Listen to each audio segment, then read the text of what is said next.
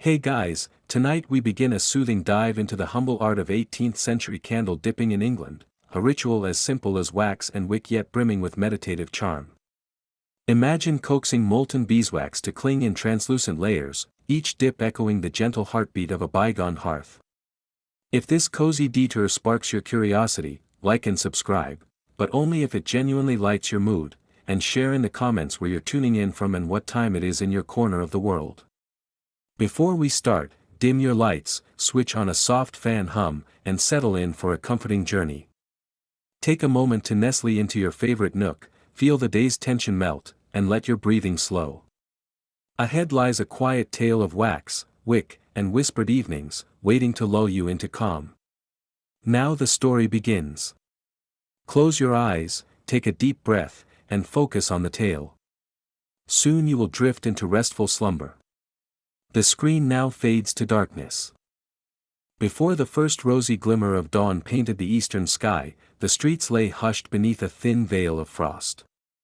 Slate rooftops stretched along the winding lanes like silent watchmen, their edges frosted in silver. A pale hush settled over cobblestone, broken only by the distant tolling of the church bell marking 3:15. In this deep hour, when the world itself seemed to draw a long, measured breath, a single figure stepped from her cottage door.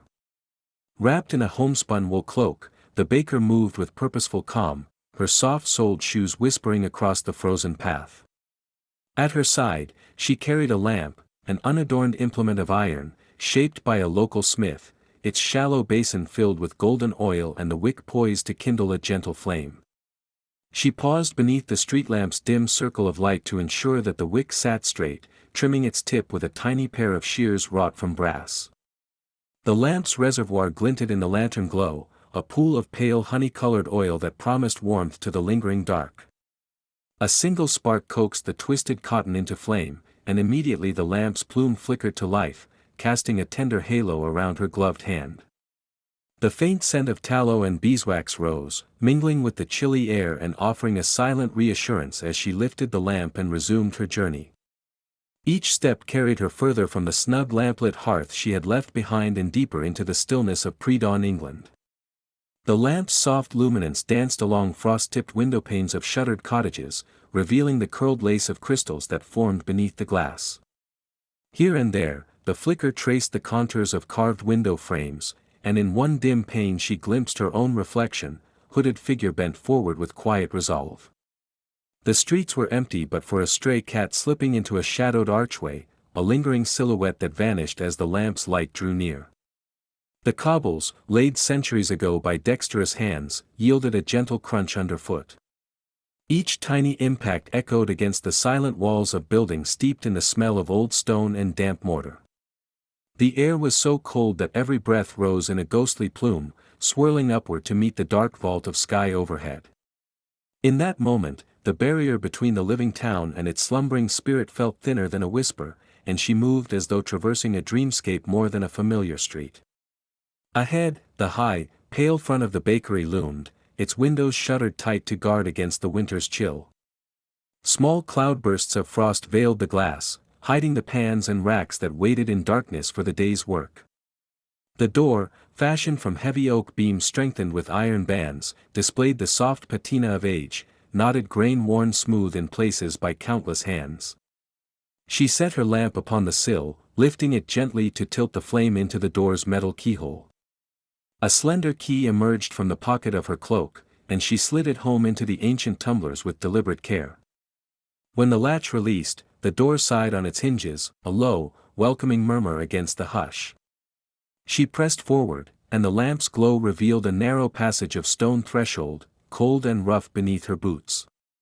Inside lay the musty scent of stored flour sacks and the faintest memory of last evening's hearth, a lingering warmth at the far side of the room. The walls, whitewashed long ago, bore streaks of shadow where the lamp's fickle light could not reach. Wooden beams rose overhead, dark as the sky beyond the frosty windows, and across the floor lay scattered grains of wheat brought home on a stray breeze. Gently, she set the lamp onto a low shelf near the door, cradling it as one might a timid creature.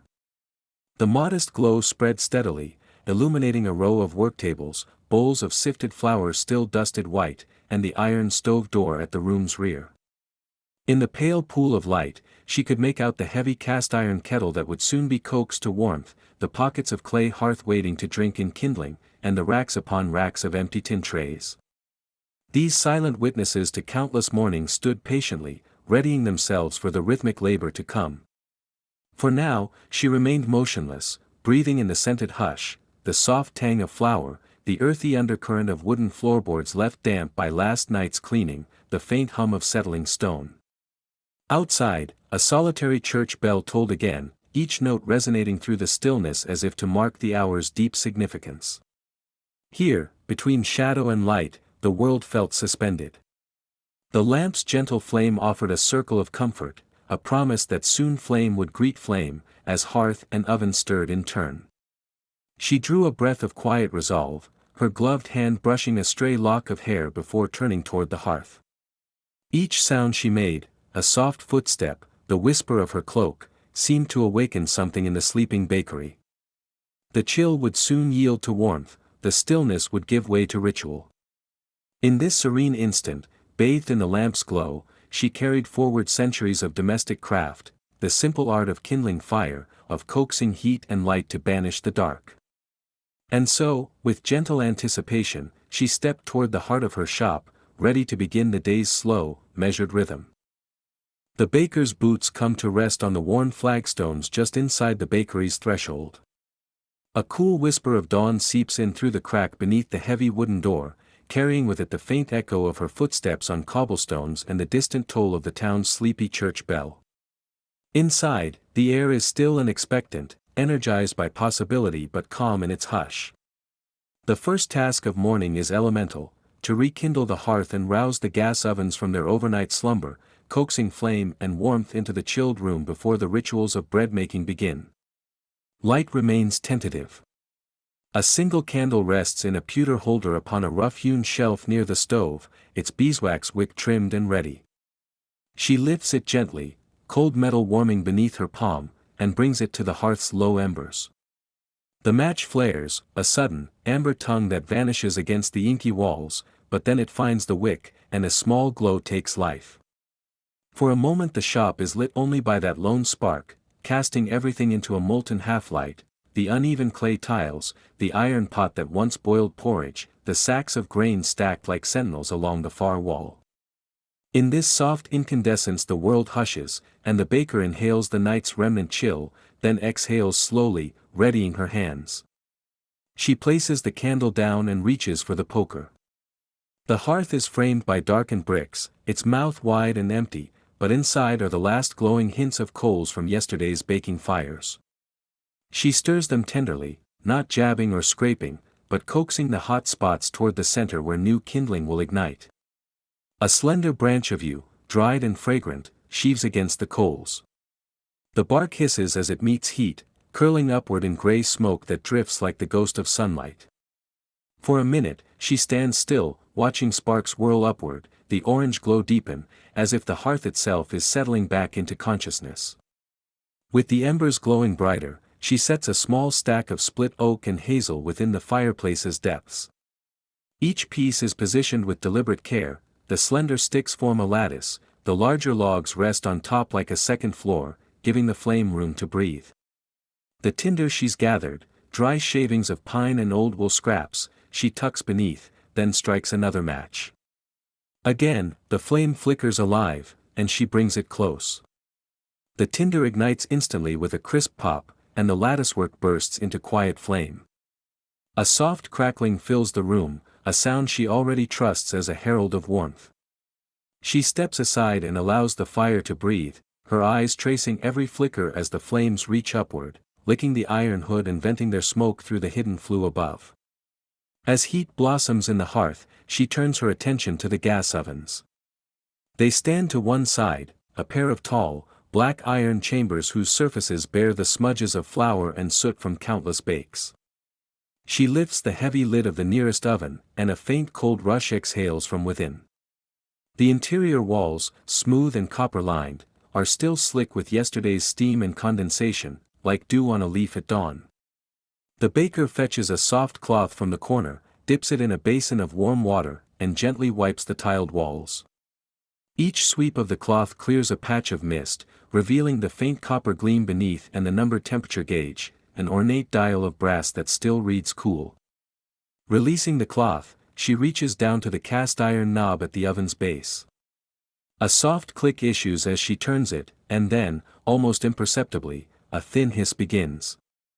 She leans in to listen. The sound is feather-light, like air slipping between silk folds, and then a brief blue arc of flame ignites behind a narrow slit in the oven's back wall.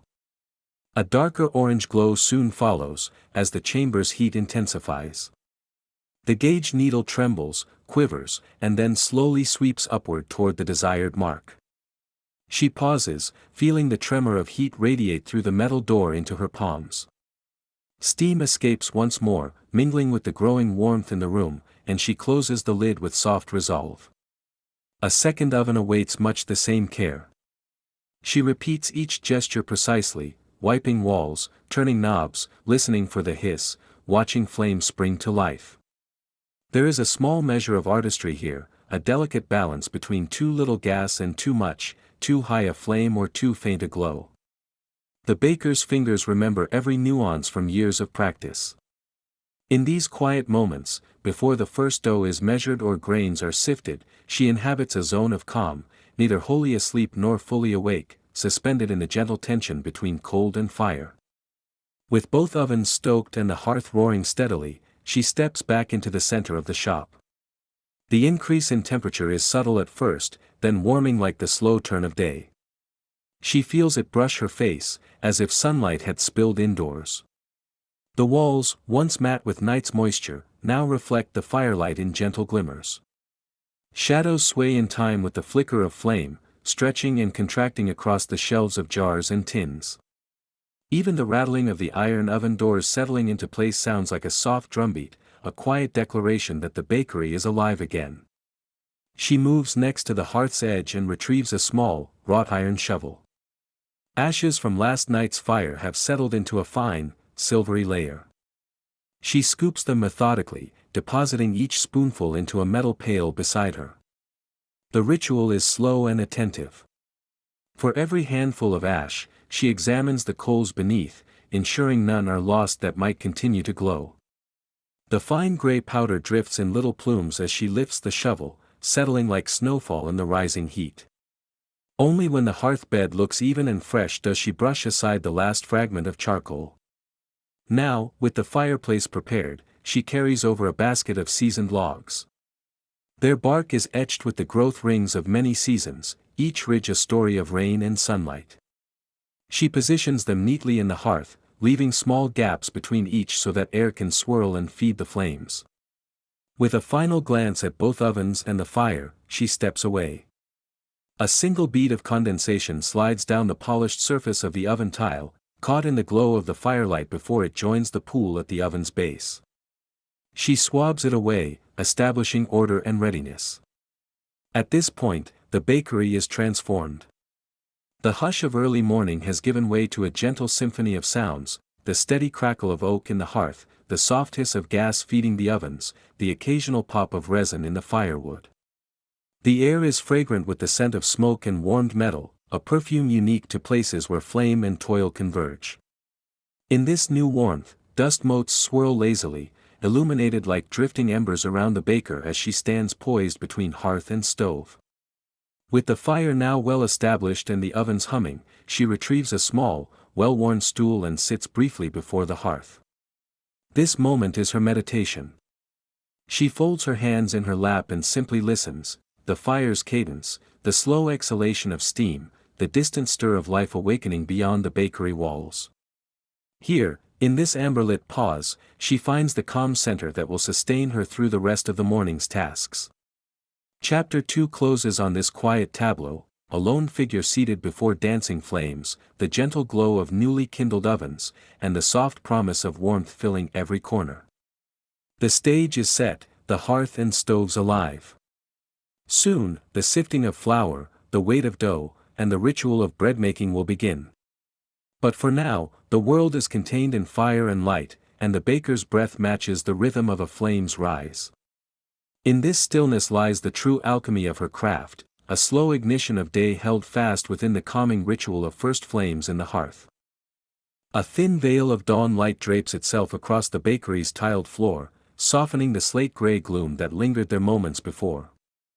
The hearth in the far corner still holds a bed of glowing embers from the night's final embers. The red heat fades to ember pink as the baker, her shoulders warmed by a woolen shawl, steps toward the long wooden workbench at the room's center. In this hushed hour, every motion is drawn out, as if time itself has slowed to watch the delicate ceremony of measurement and transformation about to begin. First, she reaches for the pale sacks of flour that rest stacked against the wall, their coarse burlap surfaces dotted with small floury smudges, trace memories of earlier kneading and sifting. Sliding her fingertips along the grainy fabric, she pauses, mindful of a single unbroken stitch, then runs her thumb gently over the coarse weave until she catches the faint, hushed click of a grain of wheat trapped in the threads. It slips free, landing softly on the bench. This unassuming kernel, smooth, oval, and warm to the touch, holds within it the lifetime of sun, fire and rain that once nurtured rows of waving stalks in distant fields. She lifts it close to her nose, inhaling a quiet, earthy perfume that speaks of soil and summer breezes. Unhurried and deliberate, she places the kernel to one side, then turns her attention to a squat, cast-iron scale that stands to her right. The scale is an old friend, its blackened frame scarred with scratches and flecks of hardened dough from seasons past. She places a shallow, wood-rimmed bowl on the left pan, its curved sides worn smooth by countless scoops of flour. On the other side, a set of polished brass weights, each stamped with its own carefully engraved hallmark, awaits their turn. There is something meditative in setting those tiny weights in precise clusters, a single 1-gram piece, 2 half-gram shards, a 300-gram bell. The gentle click as they settle into place echoes faintly, like the measured beat of a grandfather clock ticking in the corner. The baker reaches for a simple wooden scoop.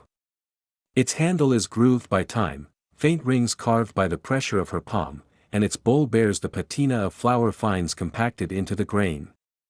She slides it into the sack nearest at hand, the rough burlap giving way under her fingers with a soft rasp. When she lifts it back up, the scoop is heaped high with snow-white flour that drifts down, whispering like a tiny cascade of powdered glass. The particles settle on the bench and on her sleeve, clinging in microscopic clouds that shimmer in the dawn's pale light. Slowly, she tips the scoop, allowing the flour to tumble into the waiting bowl. The flow is steady but gentle, a quiet stream of clouds that swells and then levels itself, forming a small mound. The bowl grows heavier. Each handful slips through her fingers with a hushed sigh. It is as though the ghost of every ear of wheat, every mile of transport, every turning of watermill and pounding of pestle, is present in that soft incandescence of ground grain. Once the rough measure is in place, she sets the empty scoop aside and returns to the scale. With practiced precision, she slides the brass beam until it balances level. The tip of her finger touches the edge of the bowl to still its gentle tremor. There, at the point of equilibrium, the quantity is exact, 800 grams of flour, give or take a hair's breadth. She pauses, enjoying the sweet tension of that moment, the sense that she stands at the fulcrum between the raw earth and the alchemy that will soon unfold in dough. Next comes the sifting. The baker sets aside the scale and retrieves a fine mesh sieve, a pale wooden frame ringed with taut metal threads. The mesh glistens faintly in the light, each diamond of wire thinner than a spider's web. She holds the sieve low over a wide, shallow pan, the kind fashioned from polished tin that has turned a mellow bronze from years of gentle use.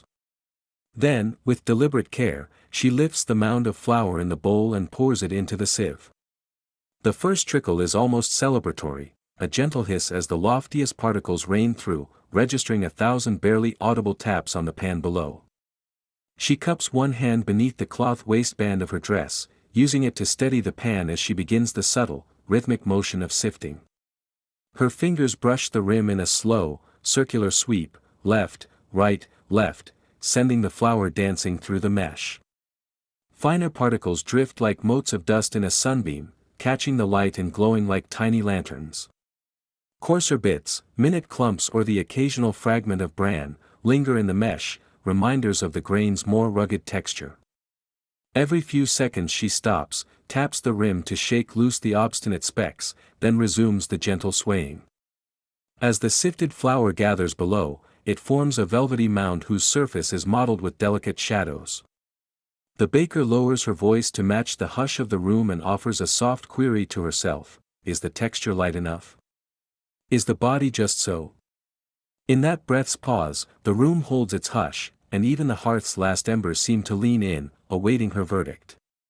When the soft pile in the pan stands proud and even, she sets the sieve aside and runs her palm over the crest of flour, feeling its buoyancy, how readily it gives under the weight of her hand, yet rebounds almost instantly to its lofty height. She uses a flour-dusted spatula to guide it from the pan into a wooden trough at the center of the bench, where it will soon meet salt, water, and yeast. The trough's interior is warm from the baker's earlier tending of the hearth, and the flour fluffs in small puffs of warmth as it lands, releasing a faint sweet note that drifts upward in a soft haze. All the while, outside the latticed windows, church bells begin their slow, measured call, first one, then two, ringing in the early hours of the morning. The distant, sonorous oscillation harmonizes with the whisper of flour and the crackle of dying embers, weaving a quiet tapestry of sound. In this moment, the bakery is a world unto itself, a place suspended between the grain fields of yesterday and the loaves that will emerge today, bridging seasons and labors with nothing more than the alchemy of careful measurement and tender care. The baker steps back, smoothing her apron as she surveys her work. 3 neat piles of flour rest in the trough, each measured and sifted, ready to receive the next element: water warmed by the stove, salt harvested from coastal flats, and the tiny living spark of yeast. But for now, she allows herself to linger in the calm interlude, the still center of her craft. Each bowl emptied and each sieve set aside represents a promise that these grains, once buried and forgotten, will rise again into loaves of sustaining warmth. She brushes a stray curl behind her ear and breathes in the gentle draft that carries the mingled scents of hearth and grain. Beneath her palms, the wooden bench feels smooth and cool, infused with the memory of countless mornings just like this. In the cradle of these ordinary, hushed tasks, pulling grains free, weighing them with solemn exactitude, coaxing flour through a silken mesh, she finds a rhythm both old and deeply her own. It is a ritual that need not be hurried, for in these silent moments, time itself kneads and stretches until the world outside seems as distant as a half-remembered dream.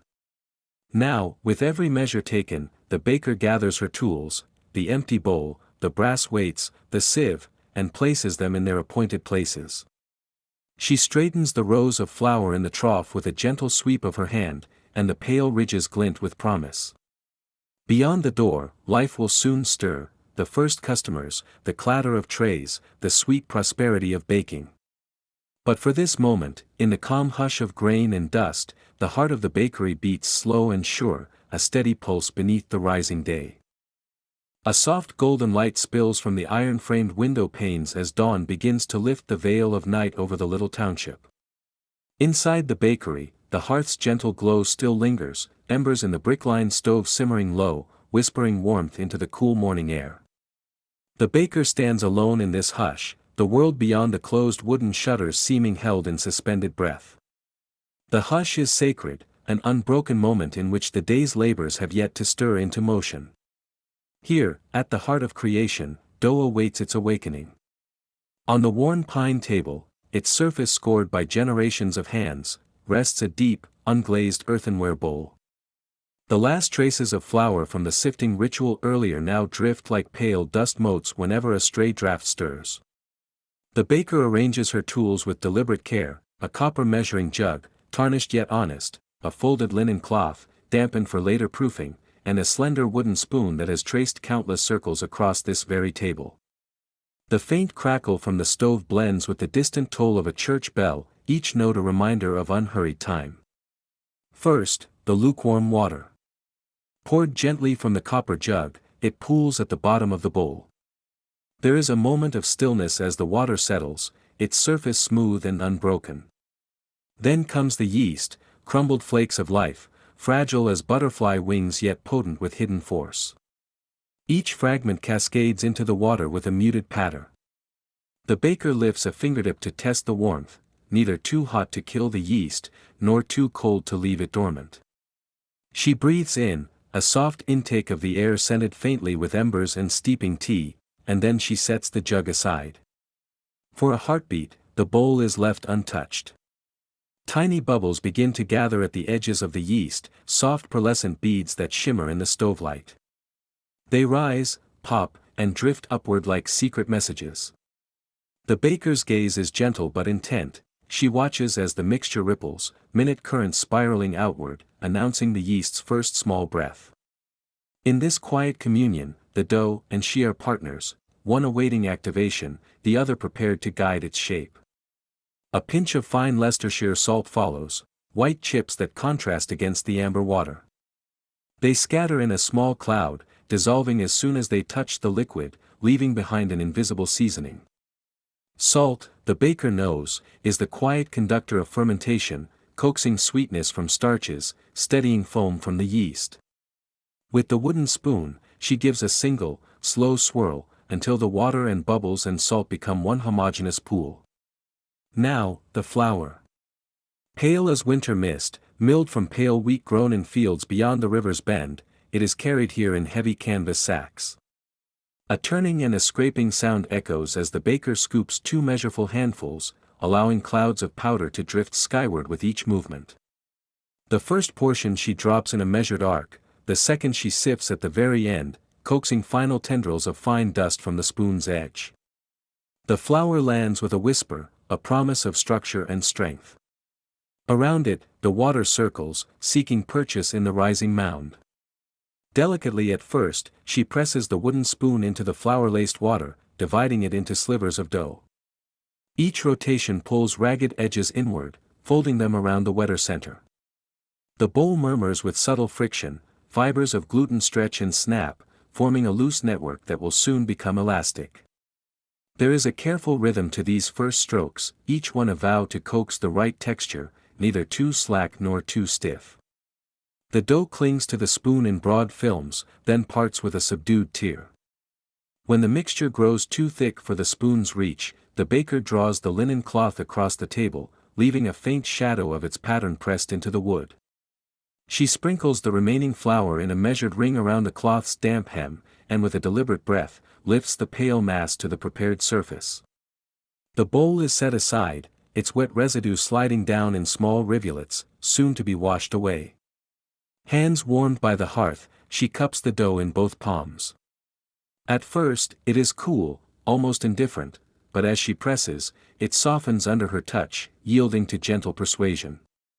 Fingers sink into its yielding form as she folds a portion over the top, tucking it in like one might envelope a secret. With a push of the heel of her palm, she stretches the dough forward, the edges fan outward, then retreat with elastic obedience. The motion is simple, cyclical: press, fold, turn, repeat. Beneath her fingers, the surface changes, from a rough patchwork of uneven lumps to a smoother, satiny sheen. The occasional quiet pop of tiny air pockets escaping marks progress, each sigh of the dough a sign that fermentation is gently awakening its hidden life. The baker maintains her slow pace, mindful of the dough's signals, the slight resistance, the tug of the fibers, the sheen that grows across its skin. Time becomes an ally here. The longer the knead, the stronger the gluten network, the more flavorful the final loaf. Her breathing synchronizes with each press and turn. A measured inhale as she guides the dough inward, a soft exhale as she arches her fingers to stretch it again. In this rhythm there is a serenity that words cannot capture. The world beyond the bakery door, the clatter of carts on the cobbles, the chatter of servants rushing to duties, seems a distant echo, filtered through thick stone walls and shuttered windows. As the dough arrives at a supple pliancy, the baker pauses. She folds it into a tight, flattened sphere and presses it down gently to test its spring. A quick finger poke leaves a slight indentation, which then slowly puffs back, sealing itself almost imperceptibly. This small resilience is the dough's quiet answer: it is ready to rest, to rise, to become. She returns the sphere to the ceramic bowl, turning it once so the bottom, still dry, gains a fine coat of flour.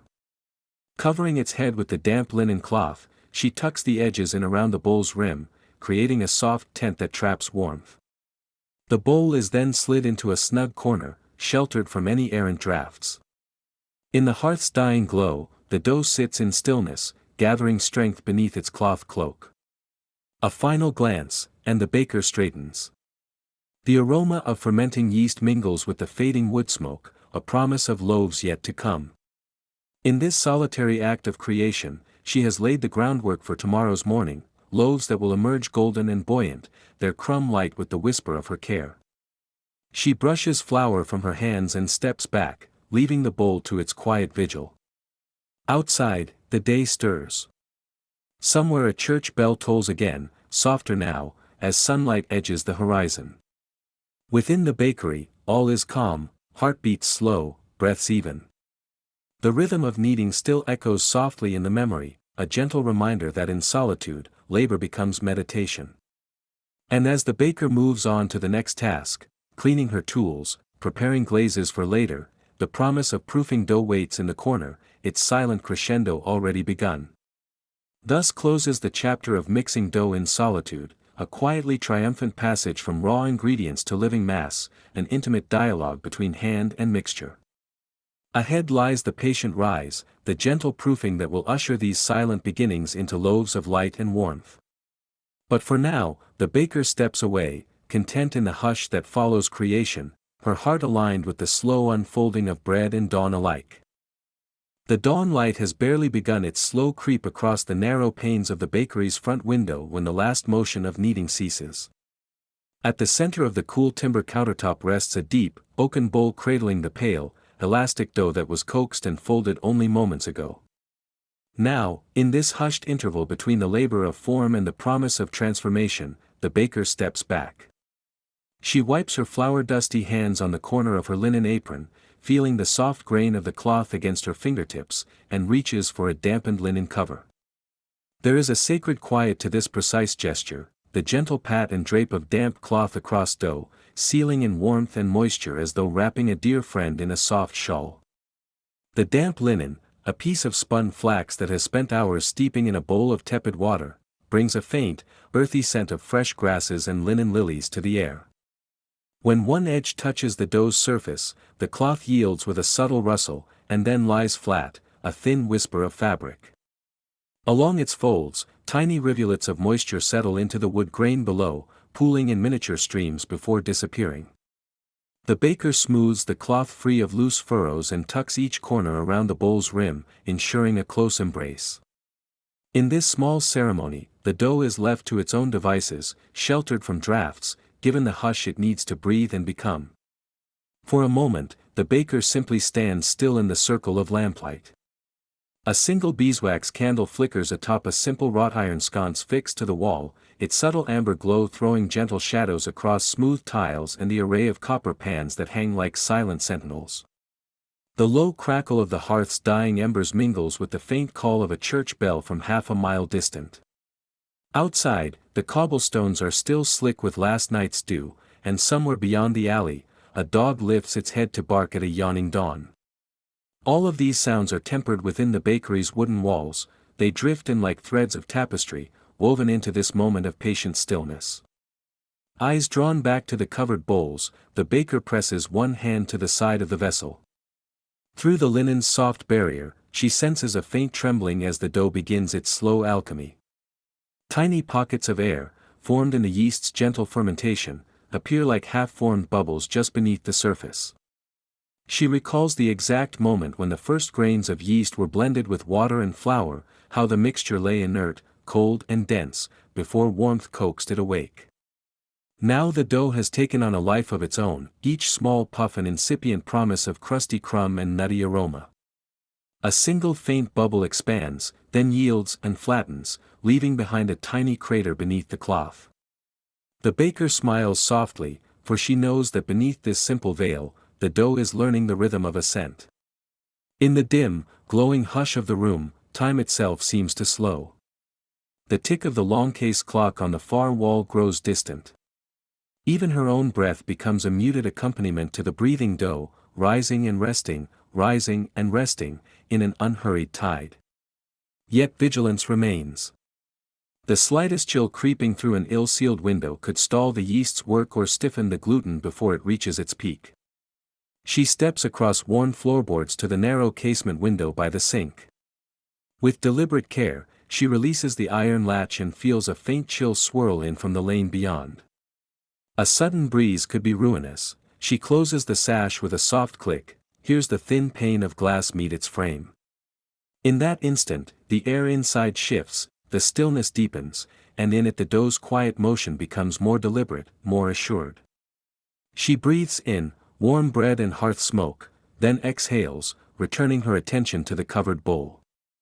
There is a ritual comfort in these small adjustments. The clink of the window latch, the soft pat of linen, the careful glance at the candle as its flame dances. Each gesture honors the subtle partnership between human hand and humble dough. As she moves, the baker's thoughts drift to other mornings when she stood in this very spot, times of hurried kneading before the first customers, days of bone-tired limbs and sudden panics over underrisen loaves. But here, in this hour of rest, she grants herself a rare luxury, the chance simply to observe, to wait, and to feel the bakery settle around her. Her gaze returns to the cluster of 3 bowls on the long maple table. Under each linen cover, the dough's surface is sketched with cracks and fissures like a pale landscape at dawn.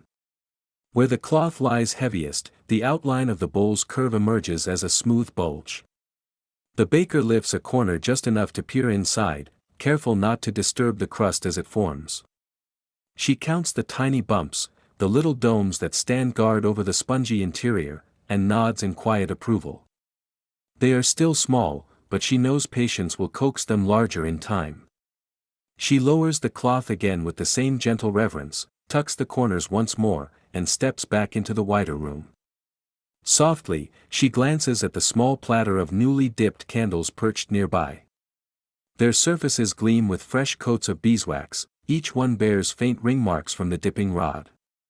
Though the day's true tasks will return soon, shaping loaves, brushing on glazes, coaxing ovens to their steady heat, this moment remains set apart. It is a time for reflection, for anticipation, for breathing deeply the mingled scents of flour, yeast, and honeyed wax.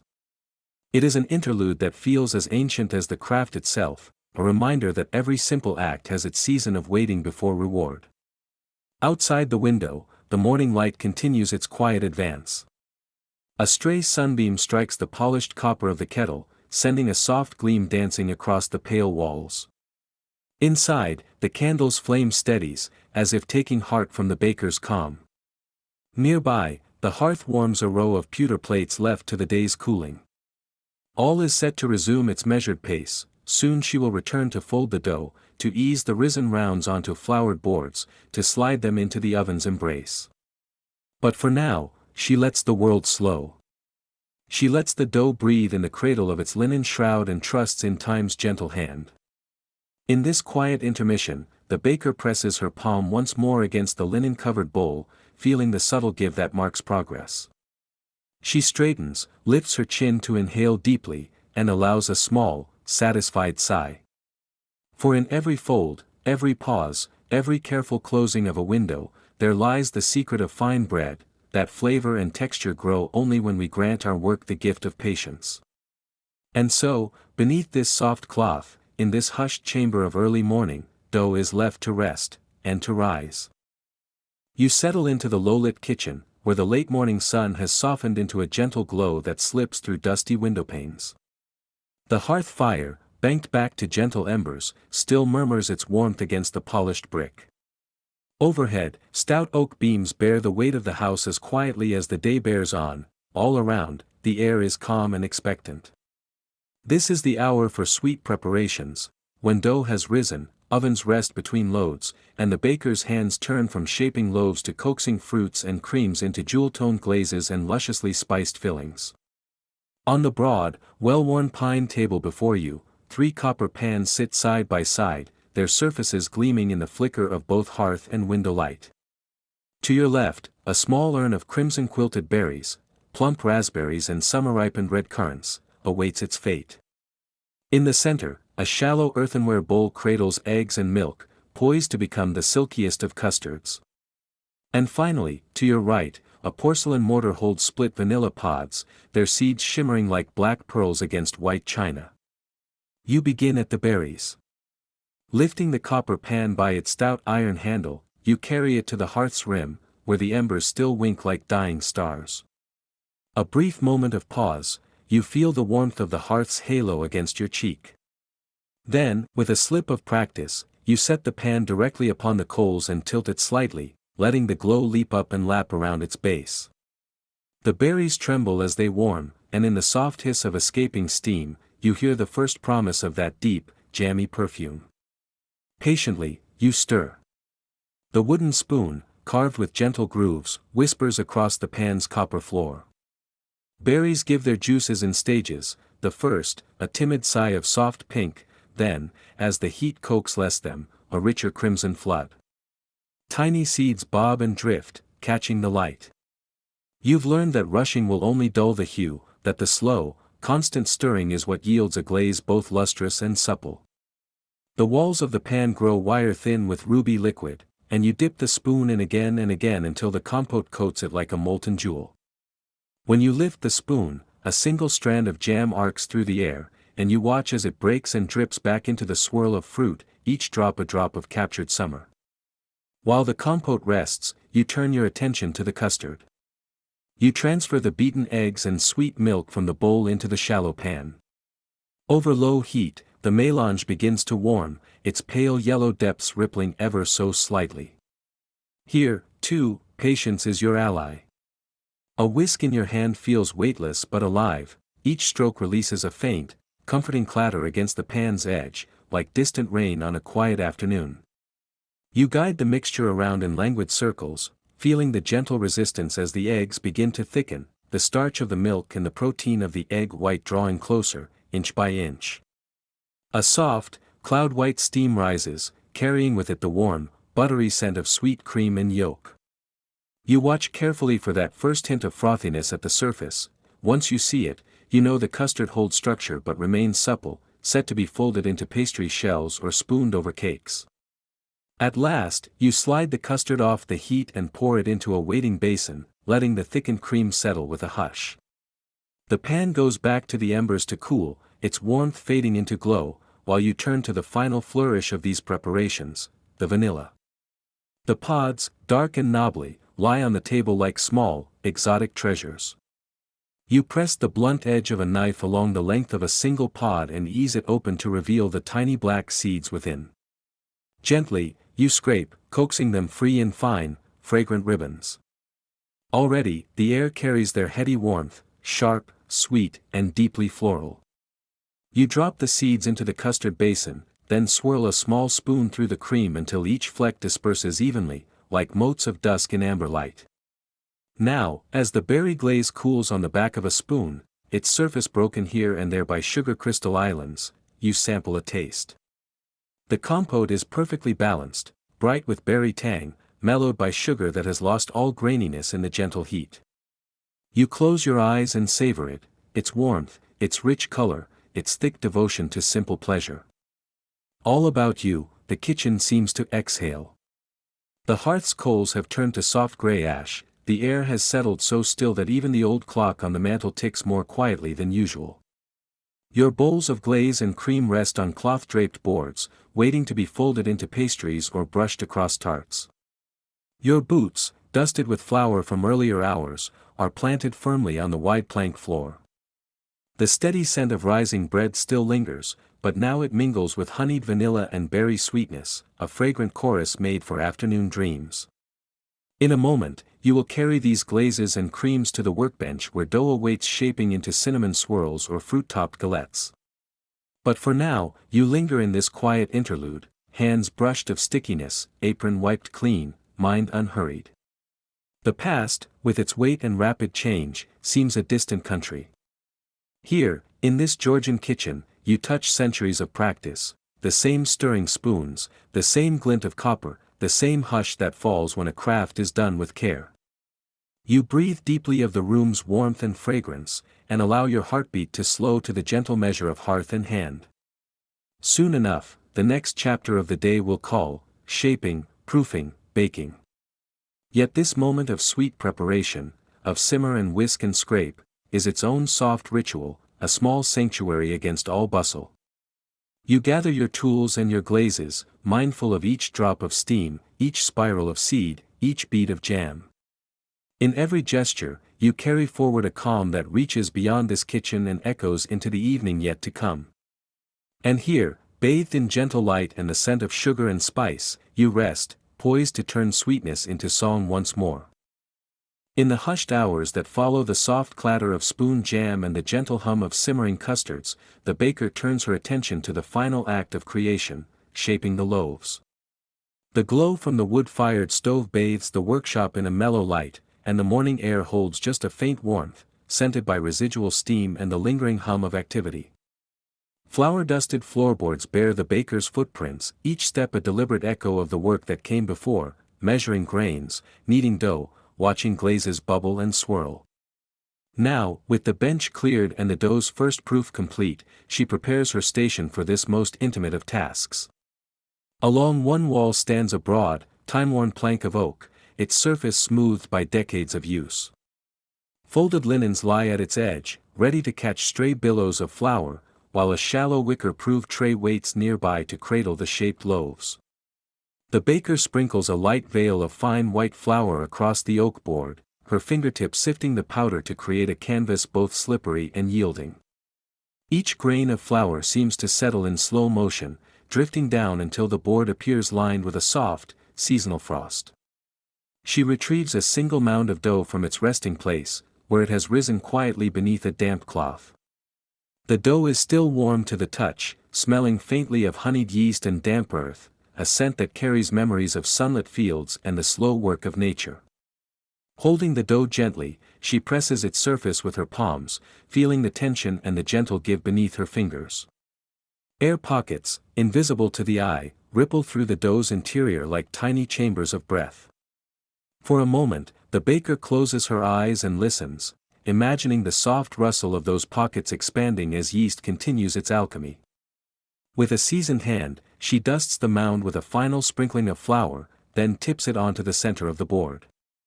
She cups her hands around the dough, and in a series of practiced movements begins to flatten it into a rectangle. Working from the center outward, her fingertips stretch and coax the edges until the dough lies at an even thickness, its surface dimpled with tiny impressions. The rhythm is steady and deliberate, encouraging the gluten strands within to tighten and align.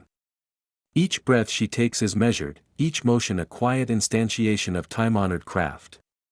Once the dough has settled into a uniform sheet, the baker lifts one end of the rectangle and folds it toward the center, as though wrapping a letter in a soft, pillowy envelope. She brushes away any excess flour that clings at the fold, then repeats the action on the opposite side, her hands guiding the edges until they meet in a neat seam.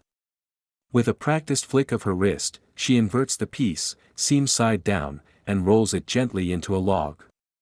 The motion is fluid, almost meditative, the way she shapes, rolls, and tucks is as graceful as the unfurling of petals at first light.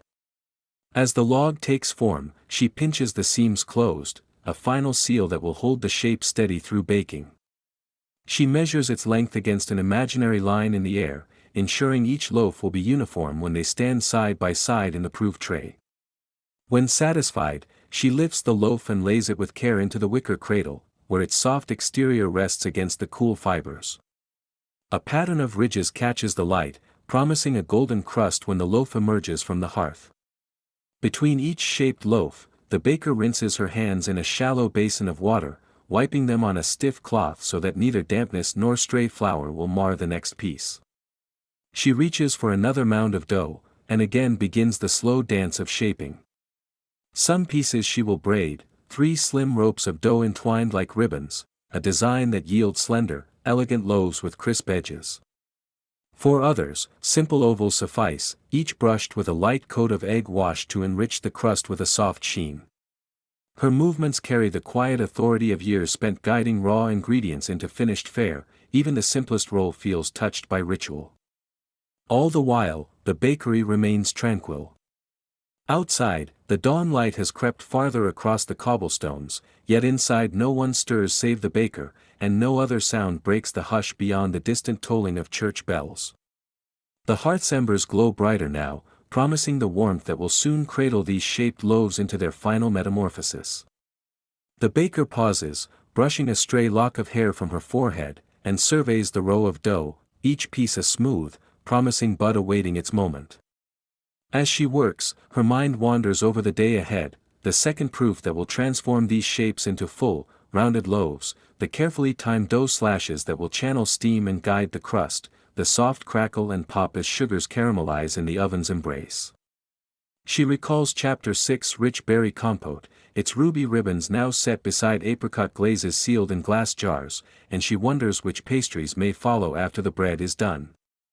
A faint smile curves her lips as she runs a fingertip along the rim of her wooden bowl, feeling the slight warmth that remains. One by one, she completes each loaf, simple batards with slender waists, plump rounds bearing the imprint of a crisscross cut, and intricate braids whose woven form seems almost ornamental.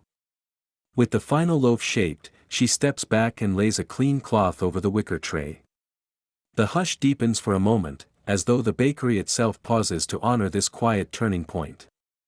Then, with careful hands, the baker lifts the cloth and tucks it gently around the loaves, creating a soft cocoon for their second proof.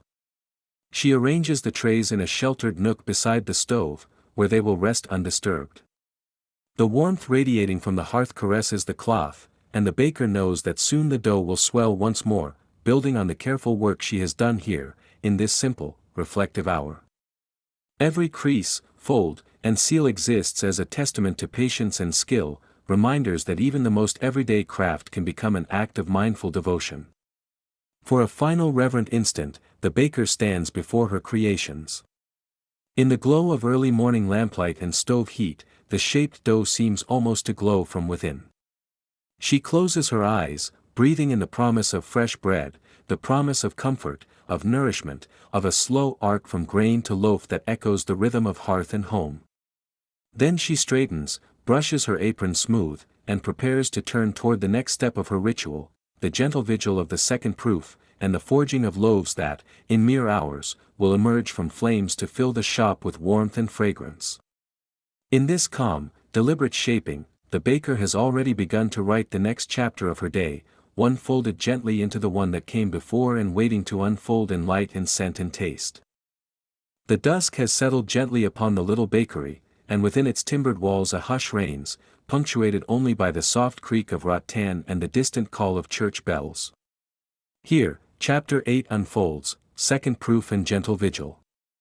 You will find yourself stepping lightly into that half-lit room, breathing in the mingled warmth of fermenting dough and smoldering embers, as the baker attends not only to her loaves but also to the sacred, centuries-old craft of candle dipping, an intimate evening ritual that casts both light and quietude over her work. A low light glows by the hearth, where embers from the wood stove still smolder faintly. Above, stout wooden beams bear witness to years of toil and triumph, while along one wall stands a simple shelf of clean planks. Upon it rest the rattan proofing trays, each cradling its burden of shaped dough. The trays, newly filled, flex just so beneath the weight of their risen crescents and oblong loaves. As the baker sets them down, the wicker breathes under her gentle touch, one soft creak after another, as if whispering its assent. The hearth's warmth drifts through the room, mingling with the ever-growing glow of 20 slender tapers being readied. For light in the 18th century is still a precious resource, and though the gas mantle and wind-blown lamps have their place, there is a particular comfort in candles made by hand. Between the racks of proofing dough and the hearth's low flame stands the baker's candle-dipping station, an earthenware pot of molten wax perched atop a wrought-iron tripod, beneath it a hearth fire that flickers gold against the brick. Nearby, a coiled bundle of flax wicks lies in wait, and scraps of cloth, tattered but serviceable, are folded to catch drips and polish the finished candles. The baker's hands move with quiet deliberation. First, she selects a stout length of twisted linen wick, her fingertips brushing its cool, faintly earthy fibers. She holds it upright over the pot, feeling the gentle warmth ascending in waves, and then, slowly, lowers the wick into the molten beeswax. The viscous liquid parts for the wick and clings like amber to strands of flax. For a moment she stands perfectly still, gazing into the glowing pool as tiny bubbles rise and pop, sending soft, muted sounds through the silent workshop. Then she lifts the wick with a patient hand. A single taper of pale gold emerges, its surface smooth and gleaming in the twilight. She hangs this new candle upon a drying rack, an improvised frame of wooden dowels, where it will cool and harden. She repeats the process again, drawing another length of wick, dipping, lifting, and hanging. With each gentle movement she falls deeper into a rhythmic reverie. The occasional drip of wax onto a scrap of cloth, the sigh of the rack settling under fresh weight, the glimmer of molten gold beneath a swirl of smoke, all these elements blend into a meditative lullaby. Moments pass like hours in this dimly lit corner. The proofing dough inches upward in its trays, a measured swell that promises life and light to come. The baker glances at the clock, an oaken case with brass hands shining in the glow of half-formed tapers. Each tick resonates in the stillness, marking intervals between dips and rests. 5 minutes now, 10 minutes, then another. Between each cycle she steps back, smoothing her apron, inhaling the faint sweetness that clings to the air, the lingering honeyed scent of beeswax, the faint tang of fermenting yeast, the smokiness of aged oak. As the candles cool, she moves them from the rack to a cloth-draped table nearby. Here she will trim any lumpy edges with a warm knife, paring away imperfections until each taper stands straight and unsullied. Occasionally, she polishes a cooled candle with a soft scrap of linen, coaxing out a burnished sheen that will refract the hearth's light in gentle waves. Through a mist of steam rising from the hearthstone, she surveys her handiwork, slender candles, each one the product of patience and care. Between these moments of creation, the baker finds herself adrift in thought. She leans against the rough-hewn worktable, listening to the hush that flows beneath the bakery's usual bustle. Her eyes travel to the proofing dough, those braided loaves swelling with promise, those neat crescents awaiting their turn in the oven. She watches for the slightest change in their shape, the subtlest increase in height, aware that time itself is part of her recipe. Patience, after all, is as vital an ingredient as flour or water. Outside, the bells toll once more, a reminder that the world beyond this room continues its measured pace, yet here, within these walls, time seems elastic, expanding in the warmth of wax and dough. The gentle flicker of newly dipped candles will soon transform the bakery into a haven of glow and shadow, a sanctuary in which both maker and visitor might find repose. Before the final dips are complete, the baker straightens each taper in its holder, slender iron sconces affixed to the wall, pewter cups on the tables. The last vessels of molten wax are swept away, the tripod stowed in a corner. She steps back to regard the scene, shelves lined with proofing dough, candles poised to ignite, hearth embers smoldering in readiness. A final inspection of her clocks confirms that the dough has attained its ideal rise. Now, the gentle vigil is ending, and the moment of transformation approaches. In the next chapter, the oven's iron door will open to admit the trays of proofed dough. Steam will hiss, crusts will form, and the air will fill with the heady aroma of baking bread. But for now, the baker lingers in this tranquil interlude, content to let the bread rest and the candles stand as silent sentinels, bearing witness to the slow alchemy of light, heat, and time. And as the first taper is lit, sending a spiral of pale flame upward, the bakery will glow with both its own warmth and the warmth of a ritual that has spanned centuries, a calming ritual of candle dipping, framing the night and guiding the baker's hands toward the day's next beginning. A hush falls over the kitchen as the baker steps back from the worktable, letting her hands rest at her sides. The lamps in their wrought iron brackets flicker, casting a muted glow across flour-dusted surfaces. From the open hearth beside her, the dying embers crackle softly, smoldering beneath a stack of cast-iron grates. She pauses for a moment, inhaling the gentle warmth that rises in waves from the glowing coals, and allows her mind to drift back through the quiet hours since dawn broke. The room is filled with a subtle tension now, months of practice, seasons of kneading, days of proofing, all leading to this first, decisive act of the morning. With careful deliberation, she reaches for the long-handled peel, a flat metal paddle whose wooden handle has been worn smooth by years of use. At its tip, one of the wicker trays holds a neat row of rounded loaves. Their surfaces are taut and pale, still soft to the touch, etched only by the faintest network of rising seams. Each loaf seems to brim with promise, as though even the pale lines of unbaked dough understand the transformation soon to come. The baker's fingers find the wooden shaft of the peel, and she draws it toward her in one fluid motion, lining it up with the open mouth of the stone-lined oven. There is a moment of stillness as she kneels slightly, sliding the peel beneath the tray. The metal glides under the woven base, catching a faint echo of wicker against steel. Once the tray sits confidently upon the blade, she draws back, feeling the slight weight of the proofed loaves. She straightens, allowing the warmth from the hearth to brush the back of her neck, flickering as it passes through gaps in her coif. The hush of the kitchen deepens, the only sounds now are the crackling of embers and the distant drip of condensation on the earthen floor. With a quiet exhale, she advances the peel into the oven's interior. The coals glow like embers of sunset, and the stone walls radiate a dry, enveloping heat. As the tray slides forward, there is a soft, resonant scrape, a whisper of metal against brick. The loaves settle onto the preheated rails, one by one nudged into perfect alignment. The baker presses gently at the handle, easing the peel free. She withdraws it, letting it rest against the stone lintel, and seals the oven door with the flat of her palm. The door closes with a soft thud, and in that moment the kitchen's warmth intensifies, as though a living thing has come to rest behind the bricks. Minutes pass, each one measured by the ticking of the chimney clock and the slow drift of flour particles dancing in a stray beam of lantern light. The baker positions herself before the oven once more, gently brushing stray crumbs from the hearth pebbles. She lowers a small metal scoop into a wooden bucket of water, lifting glistening droplets that tremble in silhouette. With deliberate care she tosses a spoonful of water onto the hot floor of the oven. A sharp hiss rises, echoing like distant thunder beneath the low archway. A fog of steam billows out, curling upward, and the room fills with a scent that is at once clean, moist, and charged with possibility. That hiss is like a chord struck in the morning stillness, a signal that the alchemy of bread is underway. The baker stands back, letting the steam drift around her skirts before fading into the rafters. She can almost hear the invisible alchemy stirring within each loaf, the sudden giving way of starches, the subtle dance of moisture and heat as the crust forms. In the midst of this transformative hush, she finds a rare moment of reflection.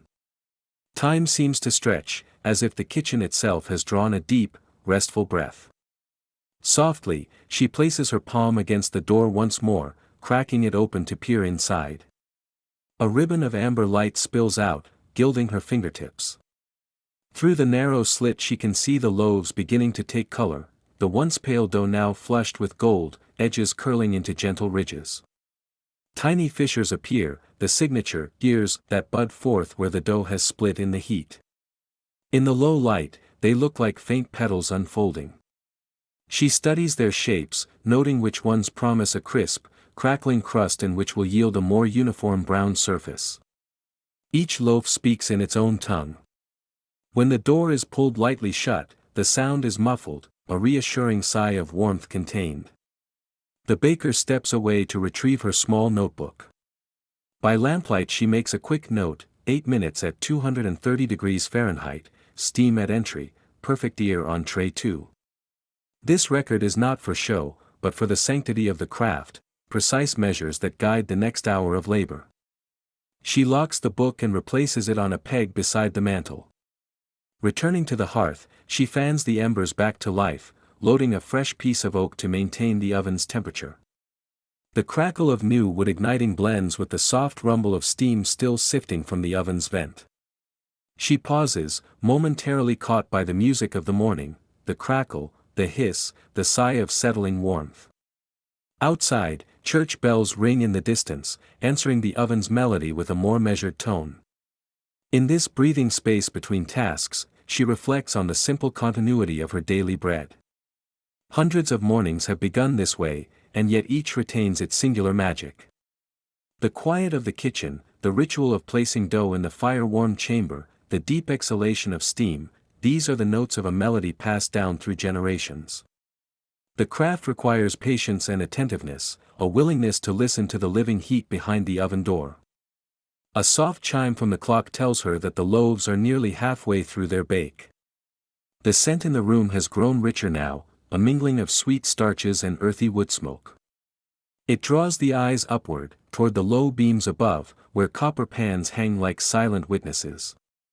A faint gathering of neighbors can be heard outside, muted footsteps approaching the shop, eager for the first taste of morning bread.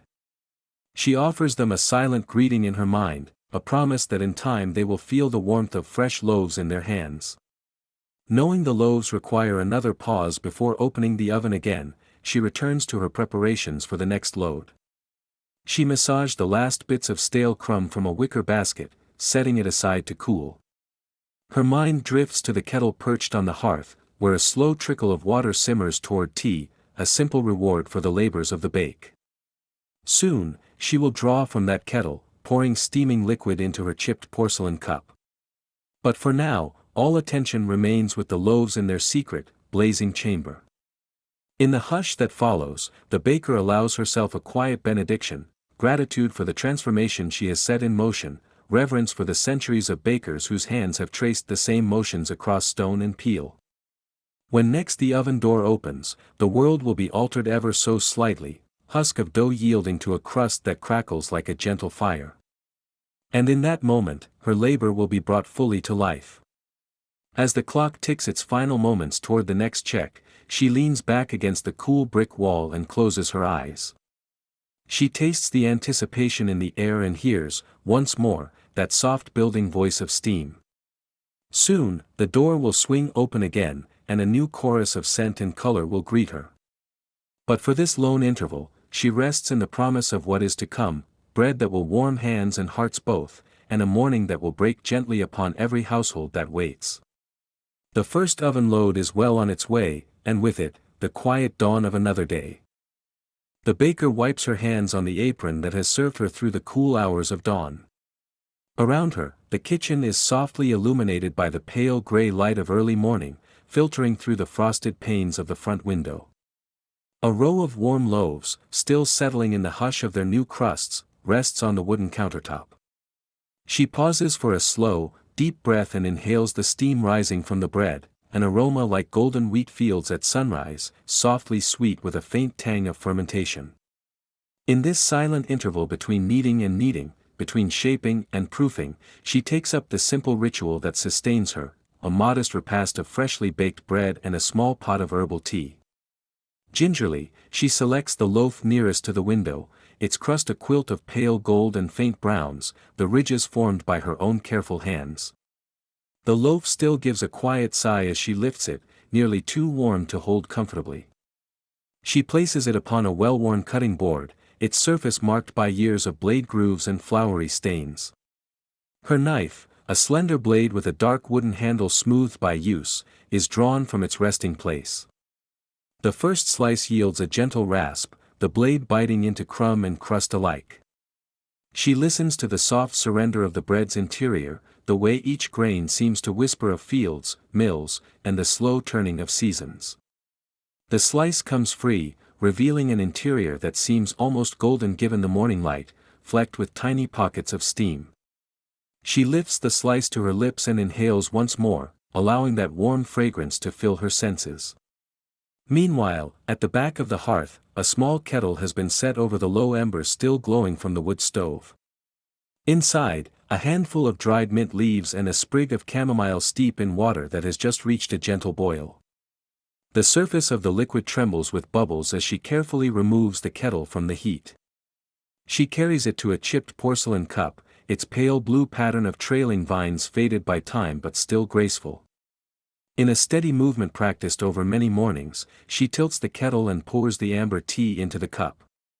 The liquid threads out in a thin ribbon, scattering a faint hiss of steam into the cool air. The scent is delicate and herbaceous, with a hint of honeyed sweetness and a whisper of meadow grasses. The cup warms her fingertips as she cradles it, and she closes her eyes for a moment, letting the solidity of the handle anchor her in the gentle pace of this morning ritual. On the windowsill beside her, a single wildflower picked from the narrow verge outside leans toward the light. Its petals are a soft mauve, nearly translucent, as if they too yearn to drink in the new day. Beyond the window, the street awakes in a murmur, distant hoofbeats of a passing cart, the creak of shutters opening 2 doors down, a faint murmur of greeting from the baker's neighbor across the way. All of these sounds are distant, softened by the thickness of the glass and the hush of the hour. Here, in the heart of the bakery, the world feels as if it pauses, just long enough for her to savor warmth and sustenance before the steady rhythm of work resumes. She takes a small bite of bread, noting the gentle resistance of the soft crumb against her teeth, the way it yields and then dissolves into a comforting warmth. There is a trace of salt on her tongue, just enough to bring out the sweetness of the grain. She follows that with a careful sip of tea, the warmth sliding down her throat like a balm, quieting any lingering tension in her arms and shoulders. Each element of this simple meal seems magnified by the serenity of the moment, the taste of earth and fire, the comfort of ritual, the seamless unity of hand and hearth. She finds, in these quiet acts, a deep satisfaction that steadies her for the tasks still to come. She glances at the thermometer nailed to the wall, noting that the oven has settled into its steady heat. Soon, the first loaves will emerge, their crusts crackling like distant thunder, their interiors still sighing with warmth. But for now, she affords herself a few more unhurried moments. Her gaze drifts to the rows of earthenware jars on the shelf, jars of sugar and salt, of dried fruits and seeds, waiting for their turn to add sweetness or texture to tomorrow's pastries. The boxes of fresh linens, the bundle of stiff paper for wrapping morning orders, all lie ready. It is a calm before a gentle storm, an ordered pause before the day's bustle. Her breath deepens once more as she lifts her cup and allows herself to watch the shifting patterns of light on the wooden floorboards. The shadows lengthen and curl, moving slowly, as if time itself is reclining into a leisurely pace. She thinks of the customers who will arrive within the hour, the familiar faces of early risers seeking warmth and sustenance, the clink of coins on the counter, the murmur of thanks. But there is no hurry now. Here, in the glow of pre-dawn turning into day, she has crafted a moment of stillness out of simple ingredients: flour, water, heat, and time. When at last she sets the cup down, the tea has cooled just enough to leave a lingering warmth at her fingertips rather than burning her skin. She folds the cloth napkin around the remaining bread and tucks it aside, ready for her next break or for a helper to take to the front. She straightens her shoulders, smoothing the front of her apron, and gives a small nod to the day that stretches ahead, a series of gentle tasks that will unfold in rhythm with the hearth and the oven, the whisk and the rolling pin, the measured breaths of labor and the interludes of rest. With that quiet affirmation, she moves away from the window. The polished iron racks await the new loaves, the steam rising steadily within the oven as she positions herself to open its door. The hush dissolves into the soft hiss of heat, the gentle scrape of rack against stone, and the first rich notes of burning crust. The chapter of rest closes, the chapter of creation resumes. Yet, in her pocket of memory, the taste of that morning bread and tea remains, a well of calm to which she can return whenever she needs to catch her breath in the busy unfolding of the day. And so, with steady hands and a settled heart, the baker carries on. A gentle hush settles over the bakery as the last wisps of steam drift upward from the half-emptied teacup. The morning's break, a brief interlude of soft sunlight, fragrant tea, and warm bread, has come to its end. Now, in the quiet lull between breakfast and the day's next pulse, the baker rises from her seat by the window and moves with deliberate calm to the long, flour-dusty counter. Each gesture is unhurried, each motion measured, as though she channels the gentle heartbeat of the shop into every sweep and every polishing stroke. She gathers a bundle of well-worn cloths, loose-woven linen, still bearing faint streaks of past dustings, and dips the corner of the first into a basin of water warmed by the morning hearth. The steam that curls from its surface carries a faint sweetness, a trace of rosehip cordial she brewed days before, its perfume lingering in the lime-scale rim of the pot. Drawing the cloth free, she presses it against the board. The coarse grain of oak yields to the soft cotton. Under her touch, the last flecks of flour dissolve into the damp fabric and swirl away. She works along the counter's length in gentle arcs, wiping toward herself, so no stray speck migrates onto surfaces already cleansed. As the board clears, the baker pauses and inhales deeply. There is an earthy fragrance here, a mingling of residual yeast, the honeyed tang of cooling loaves, and a faint tinny note from the old copper scales that still rest at the end of the counter. Inhaling such scents is as comforting as a friendly dog's warmth by the hearth. Each breath serves as a quiet reminder of the rhythm she has tended since dawn: fires stoked, ovens kindled, dough coaxed and coaxed again. Next, she turns to the cupboards above. Wooden doors with simple iron latches swing open on well-greased hinges. Inside, glass jars stand like silent witnesses to her craft. Their necks are dusted with a fine film of granulated sugar, their bodies catch the morning light and refract it into tiny prisms. With a soft click, she lifts one jar, containing golden castor sugar, and unscrews its pewter lid. Tiny crystals cling to the rim. She fishes out a small scoop, taps it gently to dislodge any stubborn grains, and levels the measure before pouring them into a larger, open canister at her side. As the sugar settles, it emits a faint, reassuring rustle, like distant rain on a tiled roof. Once the transfer is complete, she wipes the lip of the jar clean, then returns it to its shelf. A row of earthenware crocks follows, one holds coarse brown sugar, another an amber-tinted honey, still another dried fruits, currants, plump raisins, and slender slivers of candied peel. Each vessel demands its own careful attention. The baker takes the honey first, its surface as smooth and glassy as a polished gem. A thin film of crystallization has begun to form at the edges. With a small, warmed knife blade, she gently loosens the hardened rim, teasing it free in curling ribbons. She admires the pale gold hue for a moment before folding it back into place, pressing the lid on until it clicks with finality. She moves on to the dried fruit, shaking the crock lightly and listening to the soft clatter. A stray currant rolls free, and she allows it to tumble to her palm before returning it to its home with a soft chuckle. The fruits must be plumped before they can lend their sweetness to afternoon tarts, so she notes mentally to soak a fresh batch later in a spiced syrup. For now, the crock is full, its contents tidy. Lower shelves hold glass vials of yeast, small glass vials sealed with cork, each labeled in looping script. She sorts through these with equal care. One cork is a tad loose, so she replaces it with a firmer stopper, ensuring that no stray moisture will creep in and prematurely ferment its contents. Another vial shows just a hint of condensation. She turns it upright to allow any droplets to coalesce at the bottom, leaving the surface dry. There is a delicate intimacy in this work, as if each little bottle is a trusted companion. When the jars and crocks have been inspected and refreshed, the baker reaches for the wooden spoons, rolling pins, and pastry brushes that hang, orderly, from iron hooks along the back wall. She lifts each implement, one by one, inspecting for any last fleck of dough or sugar that might cling in a crevice. A brush's bristles are thatched with residual flour. She wets them gently in the basin, swirls them in a circular motion, and then leans the brush against the rim to drip dry.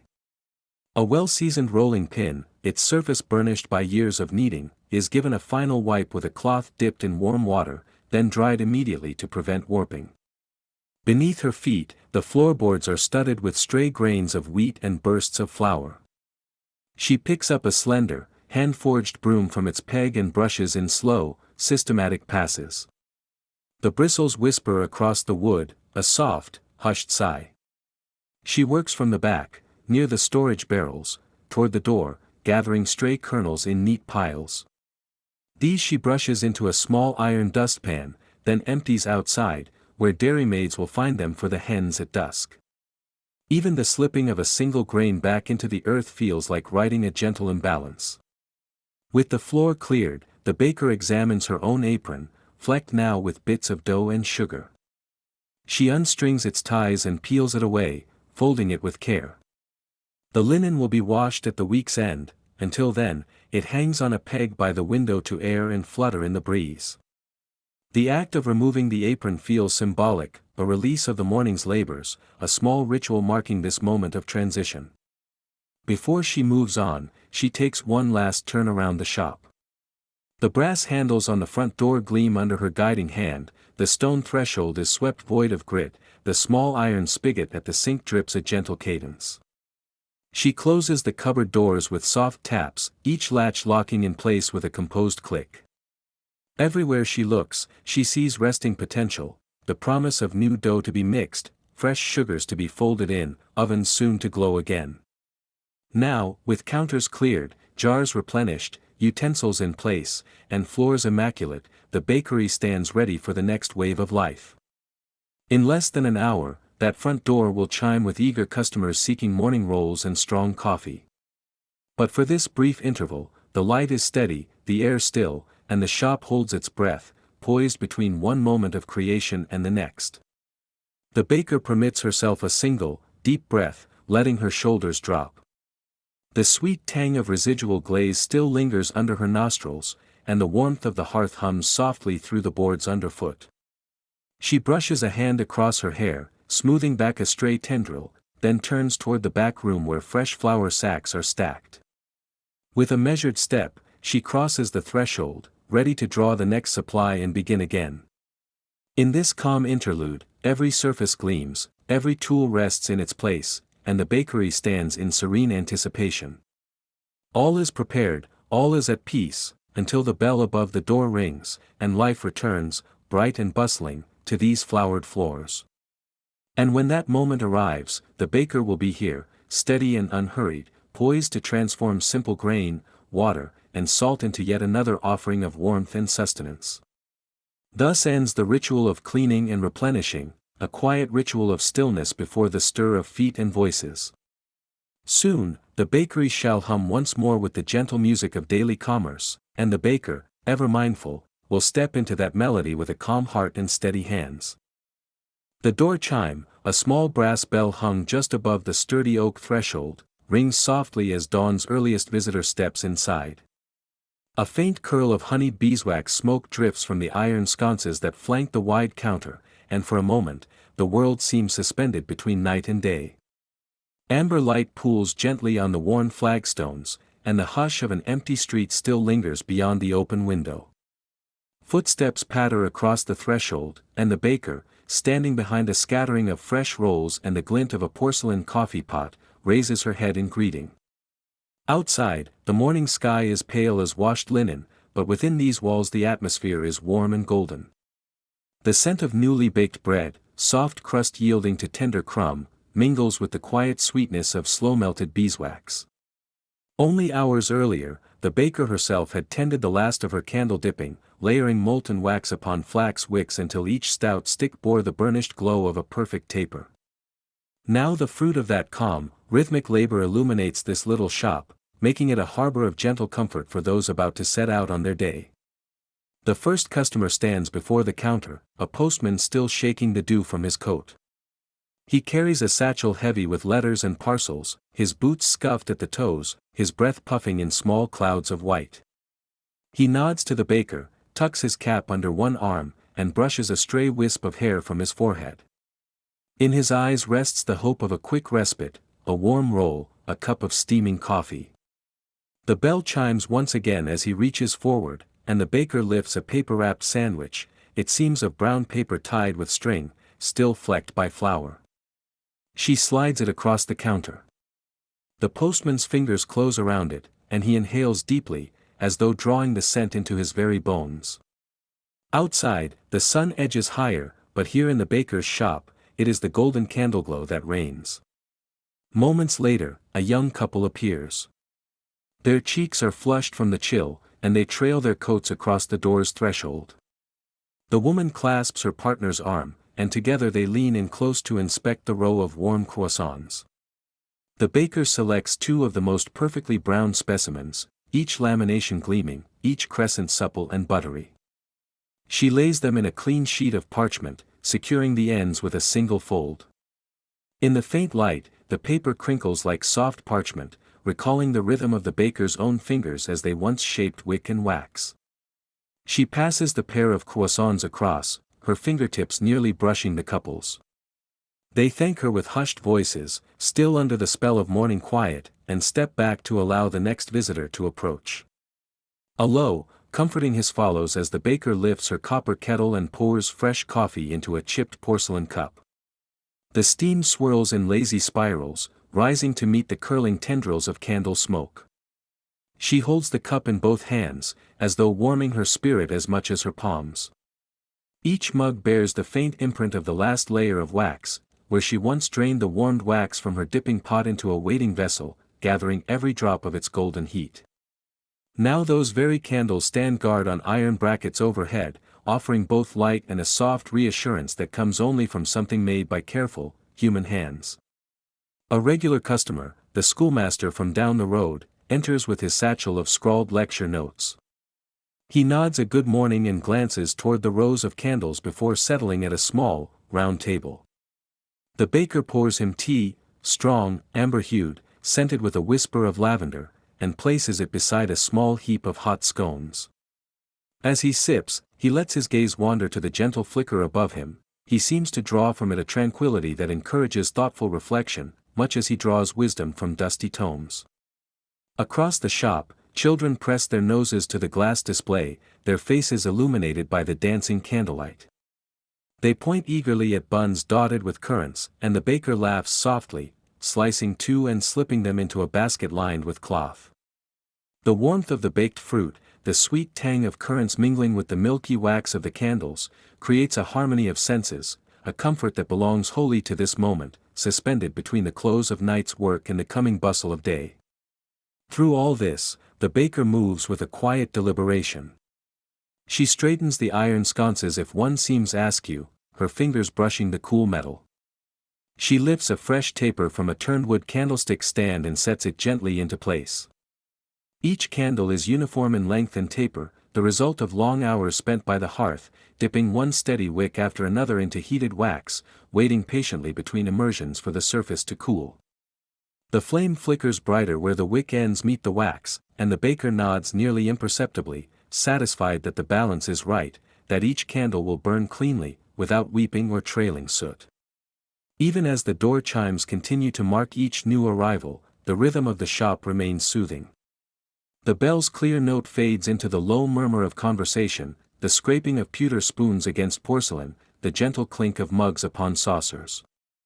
Outside, the clatter of horseshoes on cobblestones begins to signal the wider world's awakening. Yet within these walls, the steady, golden light of handcrafted candles transforms a simple bakery into a haven of calm. In this way, the ritual of candle dipping, the repeated motions, the slow dance of wax and wick, resonates still, lending its quiet assurance to every loaf sliced, every cup poured, every grateful customer who breathes in the mingled sweetness of bread, beeswax, and dawn. By mid-morning, the shelves beside the counter stand nearly bare of early rolls, and the coffee urn grows low in its copper vessel. The baker pauses to sweep stray crumbs into an earthenware dustpan, then tilts her head toward the sconces. It is time to trim a few drips of cooled wax from the edges, to clear away the small beads that have formed around the drip trays overnight. She retrieves a warm knife from the hearth, its blade still glowing faintly from her last batch of candles. With a deft twist, she smooths away the rough edges, restoring the candles to their elegant form. It is a subtle act, barely noticed by the passing customers, but its effect is unmistakable. The light seems to grow steadier, the amber hue softer, and anyone seated beneath it cannot help but relax, enveloped by a timeless calm. As the pace of arrivals slows, the baker glances toward the clock on the far wall. Soon she will turn her attention to afternoon sweets, tarts brushed with apricot glaze, sticky cinnamon buns crowned with pearl sugar. But for now, in this gentle interlude, she leans against the counter, watching sunlight and candlelight play across freshly swept floors. The promise of what comes next glimmers at the edge of her thoughts, but she allows herself a moment more of quiet. Outside, the street hums to life. Inside, the remnants of yesterday's candle-dipping ritual continue to hold sway, guiding each smile, each greeting, each carefully wrapped loaf. And in that calm balance between light and shadow, bread and wax, her shop remains a small, abiding refuge, ready to welcome whatever the rest of the day may bring. Late morning's warm glow has begun to soften into a gentler, honeyed light as the baker steps back from the front counter. The first customers have come and gone, leaving behind the faint echo of footsteps and the lingering fragrance of fresh bread. Now, in this hushed interlude before the midday rush swells again, the air in the little shop tastes of sugar and cinnamon, of sweet fruit and turned butter. Wooden boards, once cluttered with crusty loaves and hearty rolls, are wiped clean. A single iron candlestick still holds the last of the morning's light, its flame dancing quietly despite the brightness through leaded glass windows. On a broad, maple-topped table in the back room, sheets of pastry lie dusted with granular sugar, fine white crystals catching the daylight like tiny stars. The baker reveals a long rolling pin, smooth as driftwood, and presses it gently into the dough. With each backward glide, the pastry spreads wider, glimmers thinner, a soft sigh of air escaping from beneath.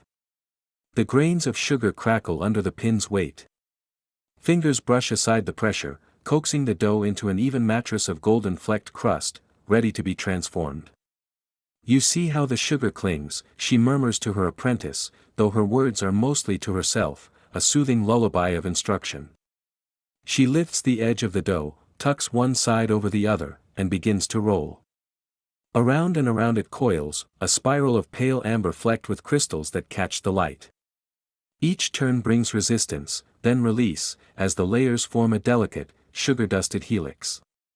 The rhythm is slow and deliberate: press, roll, rotate, press, roll, rotate.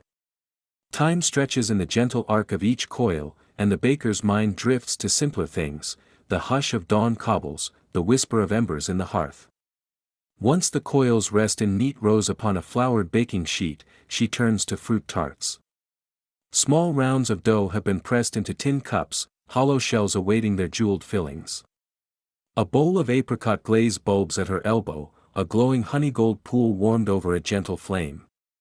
With a soft bristled brush, she sweeps the glaze across plump halves of raspberry and apricot. The fruit gleams under her careful strokes, each berry catching a droplet of glaze that clings like morning dew. The scent is bright and tangy, tempered by the smooth sweetness of melted fruit. The tarts sit in a shallow bath of residual glaze, as though bathing in liquid sunlight, waiting for the oven's breath to set their gloss. Nearby, cinnamon buns rise like sleepy ovals on a wicker tray. Their spirals reveal tales of butter and spice nestled deep within the dough's embrace. The baker gathers a handful of coarse pearl sugar, its opaque beads like fragments of moon. One by one, she scatters them over the bun's tops, leaning close to inhale the mix of sweet spice and yeast. The sugar pops softly against the warm dough, promising a crackle of sweetness when the first bite is taken. Such small adornments, she thinks, can turn simple bread into a moment of pure delight. Before the afternoon's next wave of orders arrives, she pauses by the hearth. The old kettle's hiss has ceased, and the embers glow low and steady. It is the right moment to prepare another ritual, dipping candles that will fill the shop with gentle light long after dusk settles. From a rough-hewn shelf she fetches a squat earthenware pot filled with melted beeswax. Its surface ripples as she adjusts the hearth's small flame beneath it, coaxing the wax into a warm, fluid state. The air curls lightly with the honeyed aroma of beeswax, a scent as familiar to her as the tang of yeast or the earthiness of flour. At her side, a bundle of twisted flax wicks waits, each one rolled into a slender coil. She selects one, feeling its earthy fibers between her fingertips. Carefully, she clips the wick's end to a small iron hook that juts from a bent wire tripod. Then, with practiced ease, she lowers it into the molten wax. For a heartbeat, the wick disappears beneath the surface, and the world holds in perfect silence, save for the soft lapping of liquid wax as it clings to the fibers. She lifts it slowly, allowing the wax to settle in a smooth, golden sheath around the wick's core. A single, glistening candle is born. She sets the new candle to cool upon a cloth-draped rack, then straightens the wick and repeats the process. Dip by dip, layer upon layer, the candle thickens, each pass adding depth and opacity. The rhythm of dipping echoes the earlier coil rolling, a pulse of intention, a breath of waiting, a quiet release. As the afternoon sun streams through dusty windows, the baker finds herself measured by these gentle repetitions. The practice is nearly meditative, wax to wick, until the candles stand upright in rows, pale and solid, ready to cast a soft, unwavering glow. With her task complete, she trims each wick to a precise quarter-inch, then smooths any uneven ridges with the warmth of her palm. The candles, still faintly warm, feel almost alive beneath her touch. She carries them carefully back to the front of the shop and places them in pewter holders on the display shelves, where the pastry's final golden hues will be haloed by their glow come evening. A bell over the door jingles, the first of the lunch crowd returns, seeking afternoon treats. The baker moves back to the counter, slicing a coil of cinnamon bun and arranging a trio of apricot-glazed tarts on a porcelain plate. Steam rises softly, carrying the scents of butter and sugar. The candles behind her wait patiently for the moment when daylight will surrender to dusk, when their flames will kindle a new kind of warmth in this shop of sweet temptations. Thus ends the quiet interlude of the baker's afternoon, pastries shaped with careful loops of sugar-dusted dough, fruit sealed in glistening glaze, buns crowned with pearls of sugar, and candles prepared in honeyed wax. In these slow, deliberate motions, the shop finds its heartbeat until the next chapter unfolds, the lunch rush rhythm that will quicken her steps and fill the air once more with the clamor of hungry patrons. But until then, she savors the calm, and the wax, and the glow, trusting in the gentle magic of simple, time-worn crafts to carry her through the soft decline of day. Late morning light slants in through the tall front window, illuminating motes of flour dancing in its golden beams. A soft, steady chatter drifts from the street as hungry laborers pause outside the display, peering in at crusty loaves and sweet buns. Inside, the bakery crackles to life with the hum of midday demand, trays are shuffled, knives are sharpened, a hearth-warmed breeze stirs the smell of fresh dough and simmering broth. This is the lunch rush rhythm, the measured, insistent cadence of service that carries the baker and her small staff through the busiest hour of the day. For a moment, the world holds its breath. From the counter's polished edge to the back kitchen where pie steam curls upward like pale wisps, every surface hums with purpose. The baker takes her place behind the counter, fingers brushing over the linen cloth that covers the bread baskets. She inhales the mingled scents of yeasty bread, cured ham, aged cheese, and a faint swirl of rosemary from a basket of wrapped parcels waiting on a shelf. The bell above the door tinkles again, and a line forms. Each customer offers a polite nod, each nod answers with the same quiet courtesy. In this gentle hubbub, there is comfort, a shared ritual of midday repast, bread and meat, pastry and ale. On a sturdy oak board, the first ham sandwiches are arranged. The baker picks up a freshly split baguette, its crust crackles lightly as she presses her thumbs into either end, creating a small cradle for the filling. Each slice of ham is thin as vellum, rosy pink with white ribbons of fat, folded delicately into layered curves. She lifts a hunk of Cheshire cheese next, its pale yellow flesh still cool to the touch, and presses it gently against the ham. The cheese gives with a quiet sigh before springing back into shape. A small handful of fresh watercress, its leaves bright green and peppery, settles on top. She sprinkles a fine pinch of salt, a twist of black pepper, and closes the loaf. Each movement is unhurried, graceful, as though she dances to some secret, unspoken tempo. Behind her, a steel pot of peas simmers, steam rising in lazy tendrils that fog the glass of the oven door. She dips a serving spoon into the pea broth, the liquid clinging to its bowl with a soft, viscous pull. Each spoonful is ladled into a pewter tureen, the meal's other half, a steaming, verdant stew to accompany the sandwich's crisp textures. A gentle clang signals the tray is ready. With balanced ease, she lifts it and carries it through the low doorway at the back, where a waiting messenger boy takes it away on tiptoe. Back at the front, a new challenge awaits, savory meat pies. The baker unfurls a cloth-draped table where a dozen pies rest, their golden crusts mottled with spots of egg-wash glaze. Each has been filled earlier with slow-cooked beef and onions, a rich gravy nestled in the hollow of flaky pastry. Now, with a sharp knife, she makes the first incision. The blade glides through the top crust, a quiet crackle emerges, followed by a faint hiss of steam that escapes as the knife reaches the bottom. She lifts one half of the lid, exposing the glossy filling within. A few strands of beef glisten like dark satin, and the gravy glows amber in the autumn light.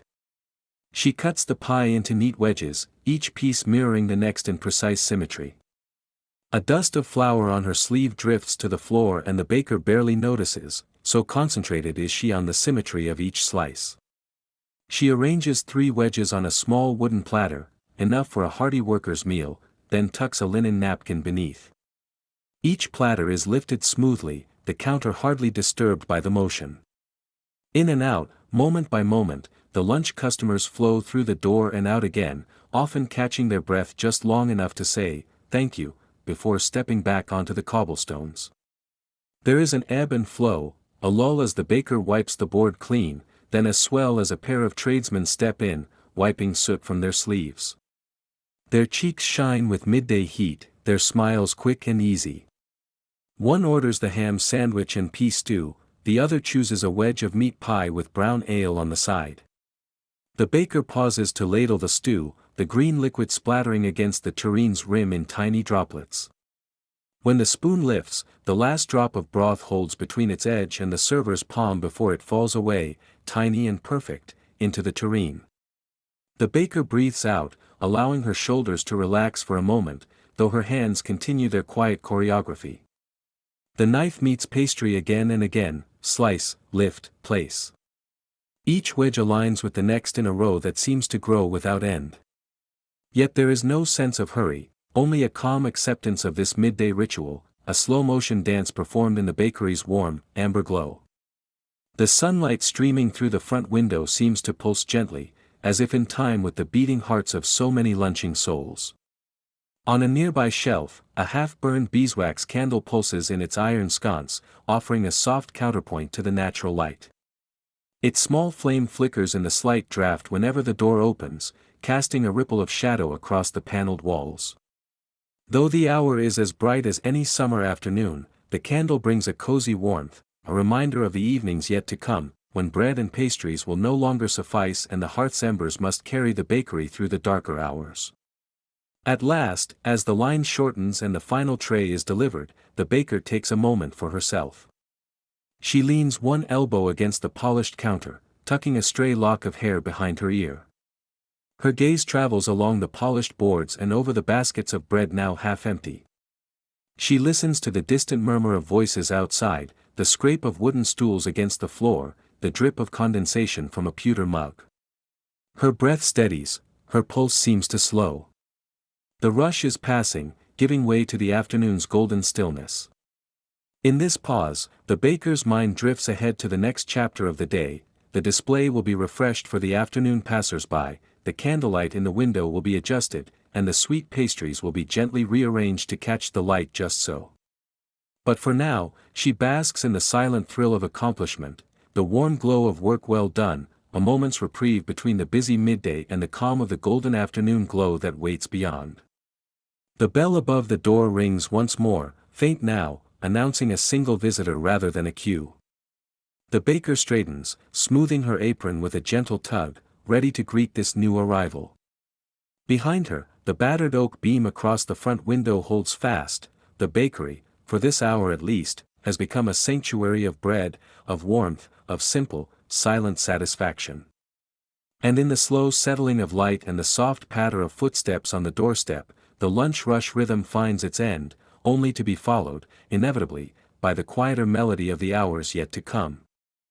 A gentle warmth suffuses the shop as the sun slides westward, filtering through the front windows in amber ribbons. The light, mellow and forgiving, wraps itself around every surface, the polished pewter trays, the well-worn oak boards, the rows of pastries resting in their quiet ranks. For a moment, the baker pauses at the threshold of the display alcove and breathes in the calm. Outside, the day continues its steady course, but here, bathed in the golden glow, time seems to slow, allowing each detail to settle into its proper place.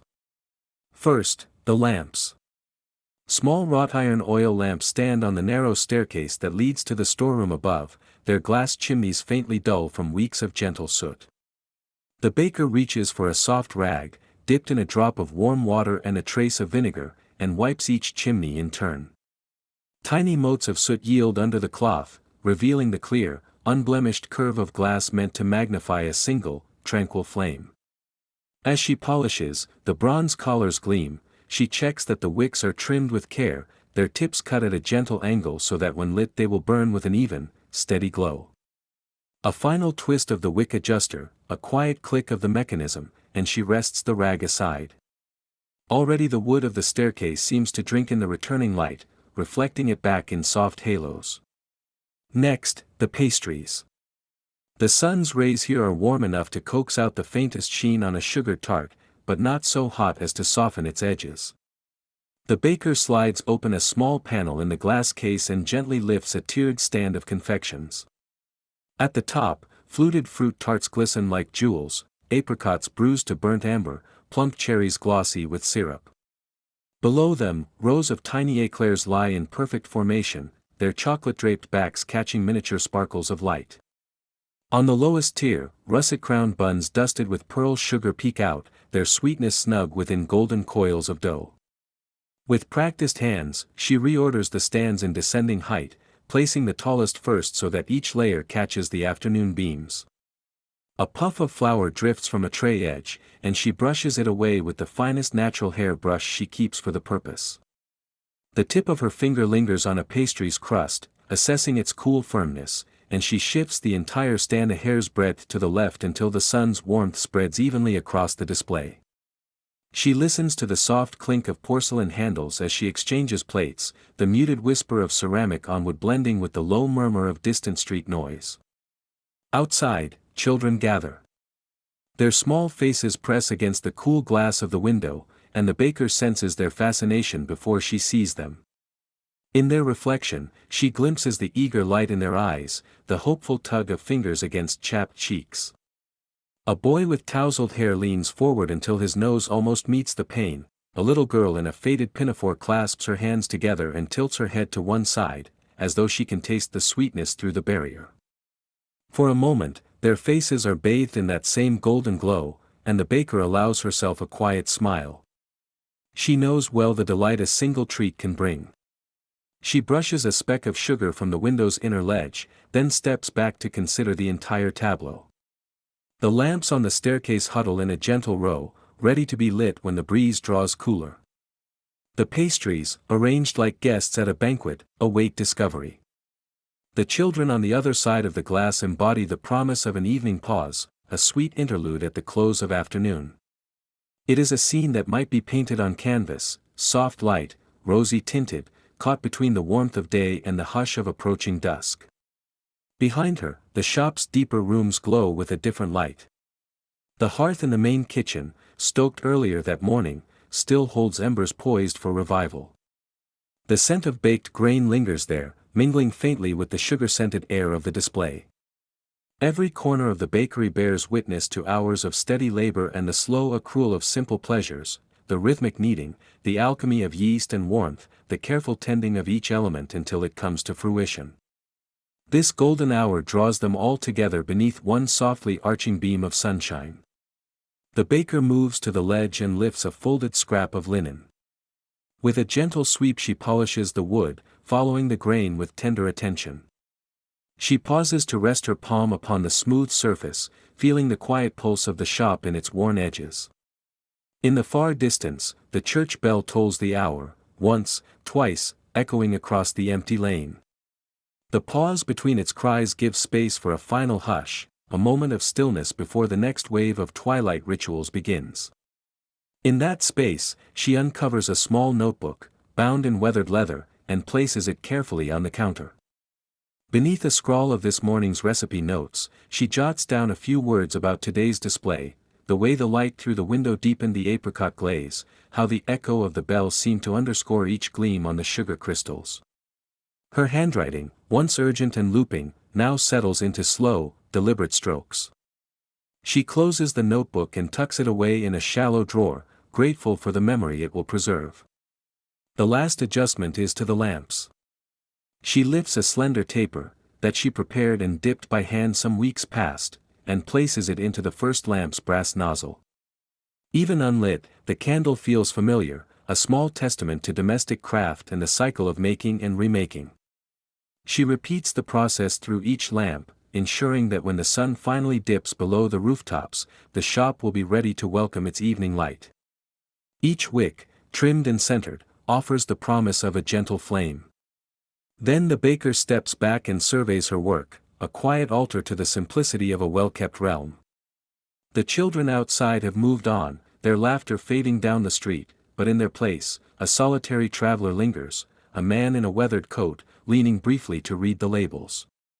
A mother pulls her little boy onward, his eyes still bright as he lifts a hand in farewell to the pastries.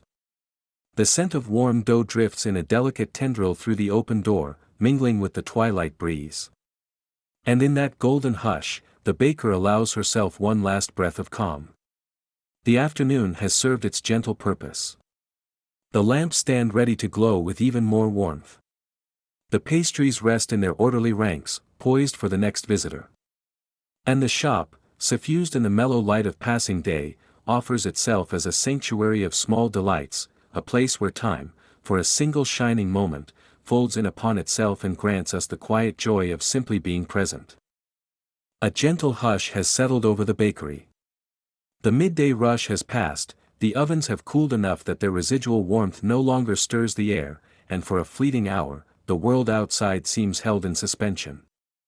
In this stillness, the baker tucks a stray lock of hair behind her ear, carefully pulls out a small leather-bound notebook from the top drawer of her worktable, and perches herself on a low stool. The rough-hewn wood of the stool presses into her skirts, and for a moment she closes her eyes, breathing in the mingled scents of flour, beeswax, and faint orchard blossoms carried in from the street. This is the quiet lull she has been craving, a momentary pause in the steady rhythm of kneading, shaping, baking, and serving. At her elbow stands a slender glass filled with pale amber cider. Tiny beads of condensation cling to its sides, each droplet forming and vanishing, drawn by the gentle radiance of the late afternoon sun that filters through the front window. The light scatters into tiny prisms as it strikes the cider, casting dancing patches of gold across the tabletop. She lifts the glass and listens to the soft clink of ice, or perhaps it is just the glass settling on the wood. She brings the rim to her lips, tastes the sharp, sweet tang of pressed apples cooled in the larder overnight, and allows the liquid to slip slowly down her throat, carrying with it a brief, invigorating chill. Beside the glass lies her quill pen, its feathered end worn yet still supple. She uncorks a small vial of ink, its dark liquid catching the light like oil on water. With deliberate care she dips the quill, feeling the slight resistance as the tip emerges, coated in a deep, glossy black. She positions the paper exactly straight on the table, catches the faint pattern of grain in the wood beneath, and places her hand lightly at the edge to steady it.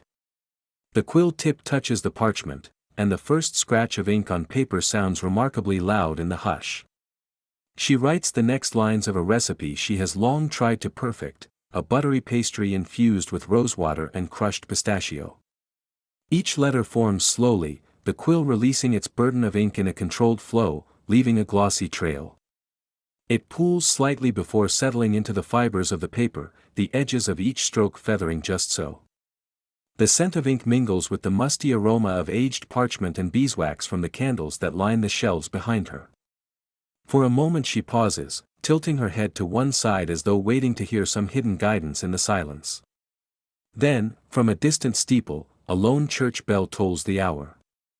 Its hollow peal drifts across the cobblestones, resonating through the bakery's heavy door and settling softly into her chest. One chime, 2, 3. She counts in her mind, each echo stretching a little longer than the one before, until the final note fades, leaving behind an afterglow of sound. It is 5 o'clock. The day still holds time enough for preparation and ritual, but the pace must quicken soon. The morning's endless business will give way to the preparations of evening, and then to the careful closing of doors and extinguishing of lights. As the final echo of the bell subsides, her gaze drifts from the parchment to the row of half-finished candles resting on a cloth nearby. During earlier hours, she had allowed herself a small indulgence, a private corner of the shop where she experiments with candle dipping, drawing upon the age-old domestic craft that once occupied every household in the realm. Today, at this unhurried moment, she decides to tend to those pale, waxen forms. The ritual of candle dipping has become her sanctuary in the midst of batter-streaked countertops and roaring ovens. The motion is slow and deliberate, each gesture measured, each dip deliberate. She stands and fetches a stout earthenware pot from the back shelf, its surface mottled with long-ago stains of tallow and blackened scorch marks. With a cloth-wrapped hand, she positions it over a small brazier that still holds red embers from the morning's hearth. A few kindling sticks and a pinch of coal rekindle a gentle flame beneath the pot. As the heat spreads, she adds shards of beeswax, pale slivers harvested from combs she obtained at the market. The wax sizzles softly as it meets the heat, sending tiny bubbles racing to the surface. A sweet, honeyed scent drifts upward, transporting her for a moment to sunlit fields where bees hum among clover and wild thyme. While the wax liquefies, she untwines a length of flax wick. Between thumb and forefinger she feels the fibers give just slightly, and the faint earthy aroma of flax rises, dry, wholesome, primal. She cuts the wick into equal segments and tidies the ends in a bundle. Each wick feels like the promise of illumination, slender threads that will soon carry light into the dimming world beyond this shop. When the wax has become a clear, molten pool, she lowers a single wick into its glowing depths. For a fraction of breathless stillness, the wick dips beneath the surface, then emerges coated in a gleaming layer. She holds it aloft for a moment, turning it slowly so that every angle catches the light. Then she lays it across a wooden rack beside the pot, its wax gathering in soft drips that swell at the base before forming smooth, rounded bulbs. As each little drop solidifies, it sings a whisper, an almost imperceptible crackle that sounds like a breath settling into sleep. She repeats the process again and again. Dip. Lift. Rest. The wax thickens on the wick in translucent rings, each layer sealing and smoothing the last. A steady cadence falls into place, the hiss of the brazier, the dull clang of the pot when she stirs the wax, the muted shtick of wick against rack. Her mind, once swirling with tasks and obligations, quiets in time with these rhythms. The scratch of her quill, the chime of distant bells, the far-off hum of street life, each of these sounds recedes as the simple liturgy of candle-dipping envelopes her. With every new layer of wax, she feels a gentle exhalation of tension. The lurching anxiety of a day spent at her stove transforms into something slower, more deliberate. She remembers the generations before her, women and men who spent their evenings crafting candles in the flickering hearthlight, as horses' hooves clattered on the lane outside and lanterns swung in the taverns across town. In the glow of tradition, she finds a grounding, an anchor in the unending flow of hours and loaves and customers. At last, the candles stand tall and glossy, their once fragile cores now sheathed in amber solidity. She trays them carefully, moving them to the cooled corner of the table where a scrap of cloth drapes across the wood. There they rest, gathering the faint warmth of the afternoon sun that still filters through the windows. She brushes a lingering trace of wax from her fingers, then turns back to the ledger and the recipes waiting for her final edits. Before she resumes her writing, she lifts the cider glass once more. This time there is only a single ice cube left, nestled quietly at the bottom. She raises it in a small toast, to the finished candles, to the space between hurry and closing, to the slender moment when a craftsman finds repose in her own hands. The bell will toll again soon, and with it the bakery will rouse itself to welcome evening stirrings, the mixing of preferments, the sweeping of floors, the laying out of fresh cloths for the next sunrise. But for now, as she listens to the muted ticking of a clock behind the counter and the faint rustle of candle racks, she remains here, in the amber stillness where quill meets paper, where wax takes shape, and time drips gently by. And in that calm, the work of both day and night finds its quiet center. The late afternoon sun has slipped behind the low, slate-gray rooftops, and a hushed gentle darkness begins to settle over the little bakery. Through the tall front window, the last rosy glow of dusk drapes the wooden counters in soft shadows, and the distant notes of the church bell drift down the empty street at 5:30. Within, the heat of the day's ovens has faded to a gentle warmth, and the steady, rhythmic tick of the wall clock fills the quiet. Now, as closing time approaches, the baker turns her attention to the preparations that will see her through until dawn, the gentle, unhurried craft of readying tomorrow's bread by way of a simple, living starter, and the meditative ritual of candle dipping that will light her path through the lingering hours of evening. She draws a deep breath, inhaling the faintly honeyed air still lingering from the morning's beeswax polish and the sharper tang of kneaded dough. Rolling up her sleeves, she lays aside the flour-caked apron folded over the back of her chair. The wooden workbench, once a swirl of trays and tarts, stands cleared. With careful movements, she sweeps away the last crumbs, each tiny fragment slipping beneath her palm and carried off in the soft bristle of the brush. The surface, polished smooth by years of hands, is ready once more.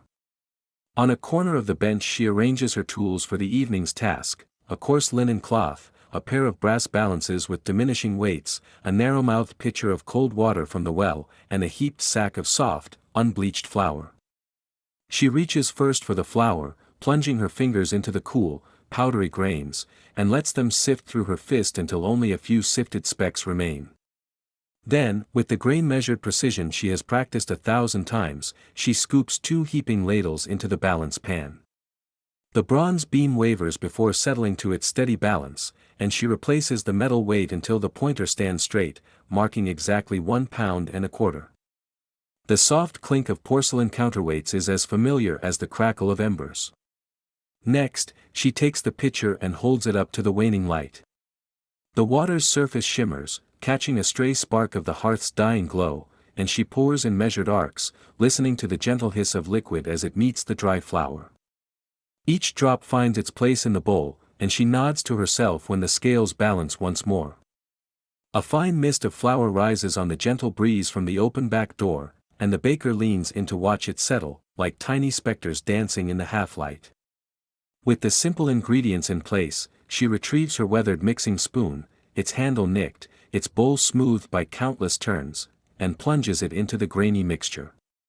A low suction wraps around the wood, and as she draws the spoon through the dough, the grains swell with water and glisten like tiny moons. The sponge, as she calls it, blossoms under her hand, a pale, yielding mound that clings in soft ripples to the bowl. She pauses between each gentle stir, letting the mixture breathe, and the silence feels almost sacred. Outside, a dog barks once, far down the lane, then all is still again. For a few quiet moments she watches the flour and water bond, the small bubbles rising and bursting forth, while the room darkens around her. Then her gaze drifts to the hearth where, earlier, she left a small copper pot of beeswax melting over smoldering coals. The golden wax has pooled into a molten pool, sending forth a faint sweetness that threads through the air. She moves to the low shelf beside the hearth, where twisted flax wicks lie coiled like pale vines, ready for renewal. With deliberate grace, she draws one free and straightens it between her fingers, feeling the earthy scent of linen and flax tug softly at her senses. Leaning close to the copper pot, she lowers the wick's end into the glowing wax. The moment the dry fibers meet the liquid, a tender hiss arises, and the wick's tip glistens in a thin film of amber. She lifts it carefully, holding it for a beat in the hush, then dips again. The motion is gentle, almost reverent, each lowering and raising adding a new, translucent layer until the candle is plump and gleaming. The wax pools in tiny drips at the base, each one solidifying in a hard bead before she smooths it with her careful thumb. The sound is imperceptible, a soft scrape, but her heartbeat matches the pace of each measured dip. When the candle feels just right, firm but still soft to the touch, she stands it upright in a pewter holder by the workbench. The wick stands proud, ready for its first flame. She steps back, strokes a strand of hair from her brow, and fetches her tinderbox. A single sparking ember ignites the wick, and the new candle flares, casting a circle of honeyed light across the bench. The flicker dances across the flour dust and the wooden walls, banishing the last shadows of evening in gentle waves. Returning to the sponge, she covers the bowl with the damp linen cloth, tucking it in softly so as not to disturb the fragile dough beneath.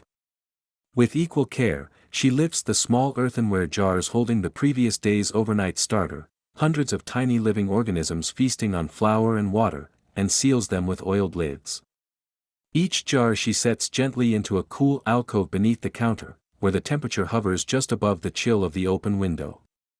Here, the sponge will rest and grow, its quiet fermentation laying the foundation for the rich crust and open crumbs she so loves. Now, with the primary tasks complete, she crosses to the writing desk tucked into the corner of the shop.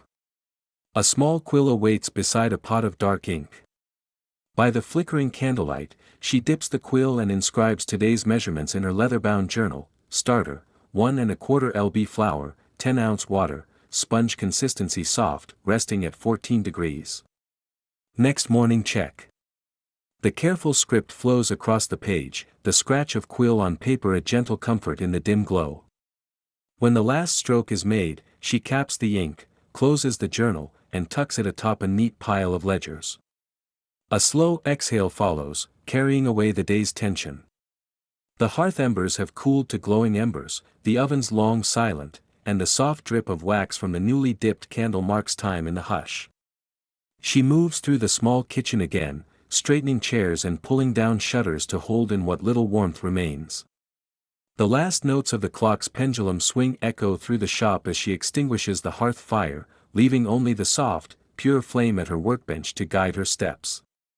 In this gentle afterglow, the baker allows herself a moment's reflection. Tomorrow's dawn will bring the fragrant rising of dough, the rush of early customers, and the rising warmth of fresh bread beneath the oven's heat. But now, in this quiet pocket of evening, she has tended to her living sponge and kindled her candle by slow, meditative ritual, simple tasks that connect her, across the centuries, to all who have worked by lamplight before her. She lifts the pewter holder and carries the candle to the door, setting it in its iron sconce so that the street beyond will know the light is still on within. And with that, the baker stands ready for what comes next, the final tallying of the day's sales, the last folding of paper bags, and the soft hush of closing time. But first, she pauses once more to watch the flame flicker and warm her tired eyes. It is a small, steadfast glow in the gathering dusk, a promise of continuity, of rising loaves and patient hands, of a new morning waiting just beyond the night. The last customers have drifted away, their footsteps and soft farewells swallowed by the wooden threshold as it swings closed behind them. A hush settles over the bakery, a gentle pause after the day's steady rhythm of ovens and conversation. The kerosene lantern by the counter, its glass chimney faintly smeared with yesterday's wick dust, casts elongated shadows across the worn boards. In this dim, golden glow, the baker moves with deliberate calm, aware that each small gesture carries the weight of a day's labor and the promise of tomorrow's promise. He steps behind the counter, where a small stack of ledgers waits beside a collection of stubby candles newly dipped in honeyed beeswax. Their surfaces glimmer like pale amber, each ring a silent record of careful repetition, dipped, dipped, dipped, until the wax cooled to a smooth, protective shell. Here, at the close of service, those candles stand ready to light the late evening task of balancing accounts and preparing supplies, just as they will illuminate the quiet hours of early morning when the ovens awaken once more. The baker settles on a high stool and opens the leather-bound ledger. Its pages bear the pale indentations of ink from past entries, every line an echo of measuring pounds of flour, scooping sugar, tallying loaves sold. By the first candle's glow, he lifts the goosequill pen, its nib already stiffened by ink. He breathes in the faint scent of wood smoke and melted tallow lingering in the air, and in the muffled creak of floorboards. With slow, thoughtful strokes, he records the day's receipts, the number of paper bags folded, the quantities of milk steamed and sugar scooped for afternoon tea. As he writes, the second candle on the counter catches his eye. He had dipped it that very morning, after shaping dawn's first loaves, drawing the flax wick through pools of molten wax until it gleamed with a dozen delicate layers. Each such layer, a whisper of centuries-old tradition, brings him closer to an almost meditative calm. He recalls the warmth of the wax in the earthenware pot, the soft hiss as a fresh wick was lowered into golden heat, the satisfying resistance of molten beeswax as it clung and seeped into every fiber. Even now, as the wax cools, it pulses with a subtle warmth that glows through the candle's pale walls. When the tally is complete, the baker lowers the quill, dips its tip into a small pot of ink to remove excess, and secures it in its holder. He pushes the ledger aside and reaches for a neat stack of paper bags, the ones that had carried cinnamon buns and glazed tarts to eager hands throughout the day. Each bag is carefully folded at the open end, the creases sharp from practice. With a soft, rustling motion, he compresses them into tidy rectangles, their crisp edges catching the candlelight. The process is simple, repetitive: fold one bag, crease it firmly, stack it, fold the next, align the edges, stack. In that measured, tactile sequence, he finds a quiet conclusion to the day's bustle. Behind him, the espresso machine sits silent and cool, its brass levers gleaming faintly in the flickering light. The final ritual awaits. Reaching out, he presses the small ebony button that cuts the steam supply. The machine exhales a soft hiss, then falls motionless. He lifts the portafilter and sets it gently beside the drip tray, its metal basket darkened by countless extractions. The momentary click of the valve closing feels like the last note of a symphony, a signal that the day's fervor has ebbed, giving way to stillness. A shifting breeze from the open back door stirs the wick in the nearest candle. Its flame flickers, then steadies, as though nodding in approval of the baker's work. He stands, approaching the narrow shelf where the newly dipped candles rest on a cloth-wrapped board. Some are slender, others stout. All bear the subtle imperfections of handmade objects, the faint spiral from the winding of the wick, the soft ripple where two layers met. He selects one at random and trims the wick with a small pair of shears, cutting it to a precise 1/4 of an inch. The clipped end falls away in a tiny, routine discard. In the soft light, he traces a fingertip along the smooth side of the candle, feeling its warmth and solidity. These candles will not only serve his evening tasks but will accompany him tomorrow, when he unlocks the door beneath an early, gray sky. Their steady, gentle glow is a companion to solitude, a quiet witness to the shaping of dough, the folding of linens, the soft breath of yeast awakening. The lamplight shifts as he steps back to the counter, where the ledger rests now closed, the paper bags stacked, the espresso machine hushed. For a moment, he allows himself to pause and listen, the distant drip of a small leak outside, the faint rustle of sacks of flour settling, the hollow echo of the street beyond the door, emptier now than at any other hour. He breathes in the mingled scents of beeswax, warm wood, and lingering sweetness in the air. Turning off the lantern by lifting its chimney and snuffing the flame against the well-seasoned brass snuffer, he plunges the room into deeper semi-darkness. Only the newly trimmed candle flickers on the counter, its glow slender but unwavering.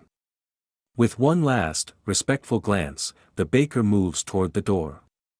Upon reaching the threshold, he again surveys the still life of his day's close, the tall iron sconce by the window now holding that lone slender candle, the neat row of bags, the sturdy counter that has borne so many helpful hands. In the quiet that follows, he steps out into the night, soft cobblestones muffled by the hush of evening fog, and the faint peal of church bells in the distance, marking each slow beat of time. Behind him, through the window, the candlelight tilts and dances before settling into a calm, reassuring glow. It stands as both farewell to the day just past and promise to the day to come. Thus, with candles trimmed and accounts balanced, paper bags folded and the day's machinery silenced, the bakery breathes into rest. Tomorrow, at first light, the ritual will begin again. For now, though, the world is hushed, and the single flame is enough. The hearth's last embers glow a soft, molten orange beneath the iron grate, casting long, wavering shadows across the swept floorboards. The baker moves with deliberate calm, each gesture measured after the day's steady rhythm of dough and heat. In this gentle twilight of the shop's life, the world seems to exhale, settling into the hush that follows the closing bell. Here, in this familiar nook of 18th century England, the final tasks of the day unfold as ritual, not hurried, but savored in their simplicity, each one a quiet act of care. First, the mixing bowls. Their battered wooden sides carry the faintest residue of flour and yeast, a ghost of morning's first stirrings. The baker fills the largest tub with warm water from a copper kettle, the hiss of steam singing as it curls skyward. A bar of soap, pale and soft from countless washings, invites her fingertips. As she works, suds bloom into ivory peaks, and the clink of bowls against the basin forms a gentle percussion. She lets them soak just long enough to loosen crumbs clinging to crevices, then lifts each vessel, wiping it with a strip of linen cloth. The fabric glides over the curved interior, gathering stray grains into its folds.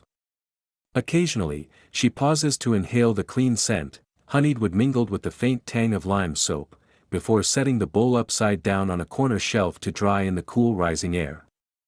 Next, she retrieves the stout, horsehair brush from its hook by the door and leans over the low threshold. With a few deliberate sweeps, she coaxes the final fragments of crust and seed from the floor's worn boards. The bristles whisper against the grain, and the crumbs, a mix of barley and spelt, gather in a neat pile.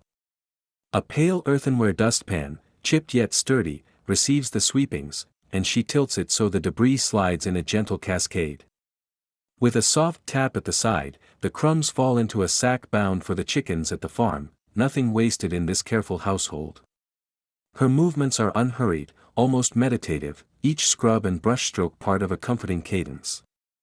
The leftover loaves await their fate on the worktable. Still wrapped in the linen cloths that have kept them just moist enough to retain their breath, they rest in pyramid stacks. The baker smooths the folds of the cloth, ensuring each bundle is snug and protected from drafts. She presses her hand to the warm crust of the top loaf, feeling the gentle firmness that promises tomorrow's first slices. A whisper of gratitude passes her lips, an unspoken blessing for sustenance that will greet early patrons at dawn. Then, one by one, she stows the wrapped loaves in a wooden bin beneath the counter, drawing the lid closed with a soft thud. The wood's aged surface holds the memory of countless hands, tonight it offers a sheltered nook, a cradle for these final treasures of the day. Now, the air in the shop carries the hushed promise of something new, the calm ritual of candle dipping. Not mere afterthought, but an essential domestic craft in these Georgian streets, where tallow and beeswax must be tended long before the match is struck. The baker crosses to a small side table by the hearth, where an earthenware pot sits perched upon its steady tripod. Inside, a pale mound of beeswax and rendered tallow awaits transformation.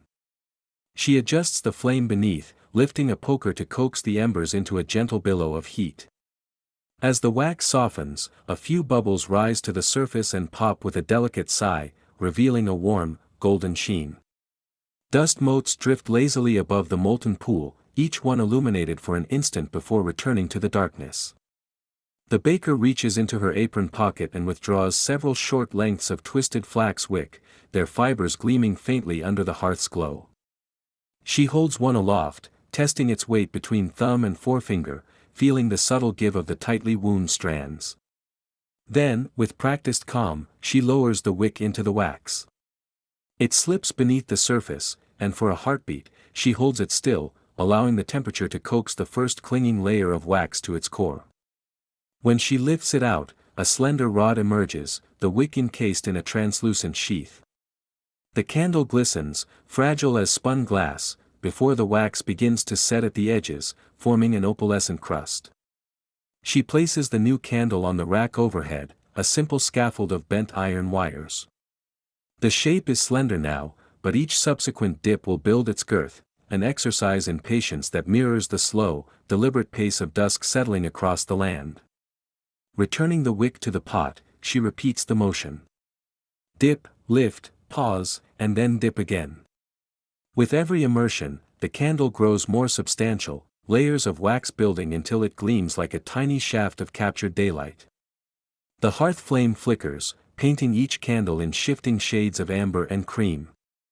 Once the candles have acquired their full thickness, the baker moves to the cooling table, draping a scrap of linen beneath the iron rack. Here, the candles rest to harden fully, the cloth absorbing any residual wax that drips from the still warm rods. The silence is profound, no rumble of ovens, no chatter of customers, only the soft whisper of cooling wax and the distant toll of the church bell marking the hour. In this stillness, the baker traces her fingers along the length of a candle, feeling the subtle ridges left by her fingers. A small, worn knife rests on the table. She uses its edge to shave away any unevenness, smoothing the surface until it shines with gentle perfection. Finally, she gathers her finished candles, stacking them neatly in a pewter bowl alongside the keys and ledger book. Each candle is a promise of light, an invitation to return at dawn and awaken the shop once more. The baker places the bowl on the counter's corner, where the first rays of tomorrow's sun will catch the wax and set it aglow. Here, in these hushed moments, the day's labors find their gentle close. With the bowls drained, the crumbs swept, the loaves stowed, and the candles cocooned for the night, the baker pauses. The kettle's last embers have dimmed, and the shop's silence is complete. She leans against the polished wood of the counter, closing her eyes for a breath. The world beyond the window, cobblestones gleaming in moonlight, shuttered houses lining the narrow street, feels impossibly still. In this pause, she finds a quiet contentment, the knowledge that every task, however small, has been attended to with care. Tomorrow, the hearth will glow again, ovens will warm, and the ritual will begin anew. But for now, in this serene interlude, the shop is wrapped in the soft promise of rest, light held safe beneath layers of wax until morning's gentle hand returns. The hearth at last lies cold, its embers long since stilled. The ovens stand empty, their iron doors shut tight against the chill of the night. Counters, once dusted with flour and streaked with drips of sweet glaze, stand bare and polished. In this lingering half-light, only one modest beacon remains, a single candle, its slender beeswax body softly aglow. It is the baker's final light in the shop, the last witness to her day's labors and the gentle herald of rest to come. She moves across the floorboards in measured steps, awash in the quiet crackle of wood settling and the faint echo of distant church bells tolling the hour.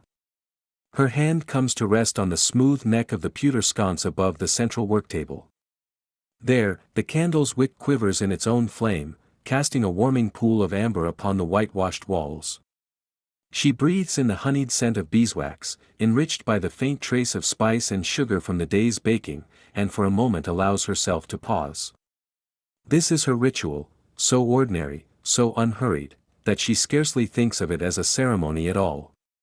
Yet in its repetition lies a profound grace, the simple act of lighting a handmade candle, of watching the flames settle and play, of giving form to darkness. Before the dawn broke upon her first batch of loaves, she had spent hours at her dipping station, coaxing layer after layer of golden wax to cling to a twisting flax wick. Long was the construction of these candles, each a testament to quiet patience, to the slow art of creation unhurried by modern haste. Now, as the flicker dances across aged timber and stone, she feels the weight of the day gently slip from her shoulders. Her apron, streaked with flour dust and sticky glazes, brushes against her calves as she approaches the long bench where only moments earlier she had dipped the very candle now lighting her path. The earthenware pot that held the warm pool of melted wax is tucked away beneath a cloth, its tripod stowed in the shadowed corner alongside shards of cloth used for wiping stray drips. In that stillness, all traces of industrious midday bustle have receded like a tide. She remembers the precise sequence of dips, once for a base layer of firm, opaque wax, twice more, or perhaps 4 times, for the translucence that lends the flame its gentle glow. Each immersion took its measure of seconds, the flicking hiss as molten wax bit into the cold wick, the infinitesimal wait for drips to form, the tender lift that revealed a teardrop of warmth clinging to the woolen threads. By the 5th coat, the candle emerged sturdy and smooth, the wax cool to the touch yet still carrying the faint imprint of its baptism. In the days of flickering oil lamps and smoky hearth fires, she had known that this craft was her nightly anchor. When the world pressed close with its demands, kneading, oven hunting, shaping myriad loaves, she would steal away, even if only for a breath between proofing bowls, to this little corner of calm. There, at the gentle crucible of wax, she could find renewal in repetition, solace in the intangible hush that hovered just beneath the surface of molten gold. But tonight, that solace needs no rekindling, it pours outward from the small flame before her, illuminating the empty rows of shelves as though to reassure her that every jar and board has served its purpose. The shop is hers no more tonight than the sleeping village outside, it belongs, rather, to the realm of gentle shadows, to the soft geometry of dark wood outlined by warm light. The baker's thoughts drift to tomorrow, to the first bustle of flour sacks and the hum of eager customers. Yet she does not hurry. She allows each heartbeat its own pace, counting them as carefully as she once counted her wax dips. Slowly, she lifts a slender taper from its pewter bracket and brings it to her lips. In the minute it takes to draw one deep breath, she gathers the entire day into her chest, the aroma of rye and sweet milk, the hush of rising dough, the murmur of customers' thanks, the steady rhythm of her hands. Then, with a gentle exhalation, she draws the wick into her mouth and lets a soft puff of breath extinguish the flame. The little glow contracts once, twice, then at last vanishes, leaving only the pale nub of wax and wick as testament to its passing. She sets the candle aside and retrieves the iron snuffer from its hook near the door, a simple tool, its black metal worn by years of use. With each night's service, it has claimed extinguished wicks, leaving no lingering smoke or sputter to darken her serenity. Tonight she rests it over the spent wick, pinching out even the faintest ember until the shadows reclaim the alcove in perfect calm. Across the room, a shuttered window offers a glimpse of ink-black sky pierced by pinpricks of distant starlight. The bell above the front door stirs as she approaches, its copper disc whispering against cool brass. With a gentle turn of the key, the bolt slides home with the satisfying click she has come to know so well, one smooth, certain note that seals warmth and toil within, while sealing her out into the silent lane beyond. At the threshold, she pauses. Behind her lies the warmth of the shop, rows of stacked boards, the mantel she cleared, the floor she swept, the lingering scent of honey cake and ginger buns pressed into darkness. Before her stretches the empty street, the moonlit path toward home, toward the candlelight of her own hearth, toward rest. She stands in the hush between two worlds, balanced on the soft cusp of night and filled with gratitude for the simple gift of labor done well. In that lingering instant, every sense awakens to the stillness. The cobblestones underfoot seem to exhale a gentle sigh, the breeze carries a faint whisper of lavender from a windowsill garden, and the church bells toll again in the distance, each note a reminder that time moves on, unhurried and steady. She inhales deeply, drawing the cool air into her lungs, and as she steps forward she leaves behind more than an empty shop, she leaves behind a day rendered complete, its minor triumphs and subtle joys folded into the quiet ritual of wax and wick. Her boots crunch softly as she follows the lamplit lane toward home, her silhouette drifting between the glow of distant windows. Behind her, the door stands steadfast, its darkness unmarked by the echo of sound or the flicker of light. In the profound hush she carries a single thought: tomorrow, at first light, she will return. And though the morning may bring fresh demands, anew ovens to kindle and dough to shape, she knows that her little ritual of candle dipping will still await her, a calm heartbeat of golden solace, ready to be kindled once more.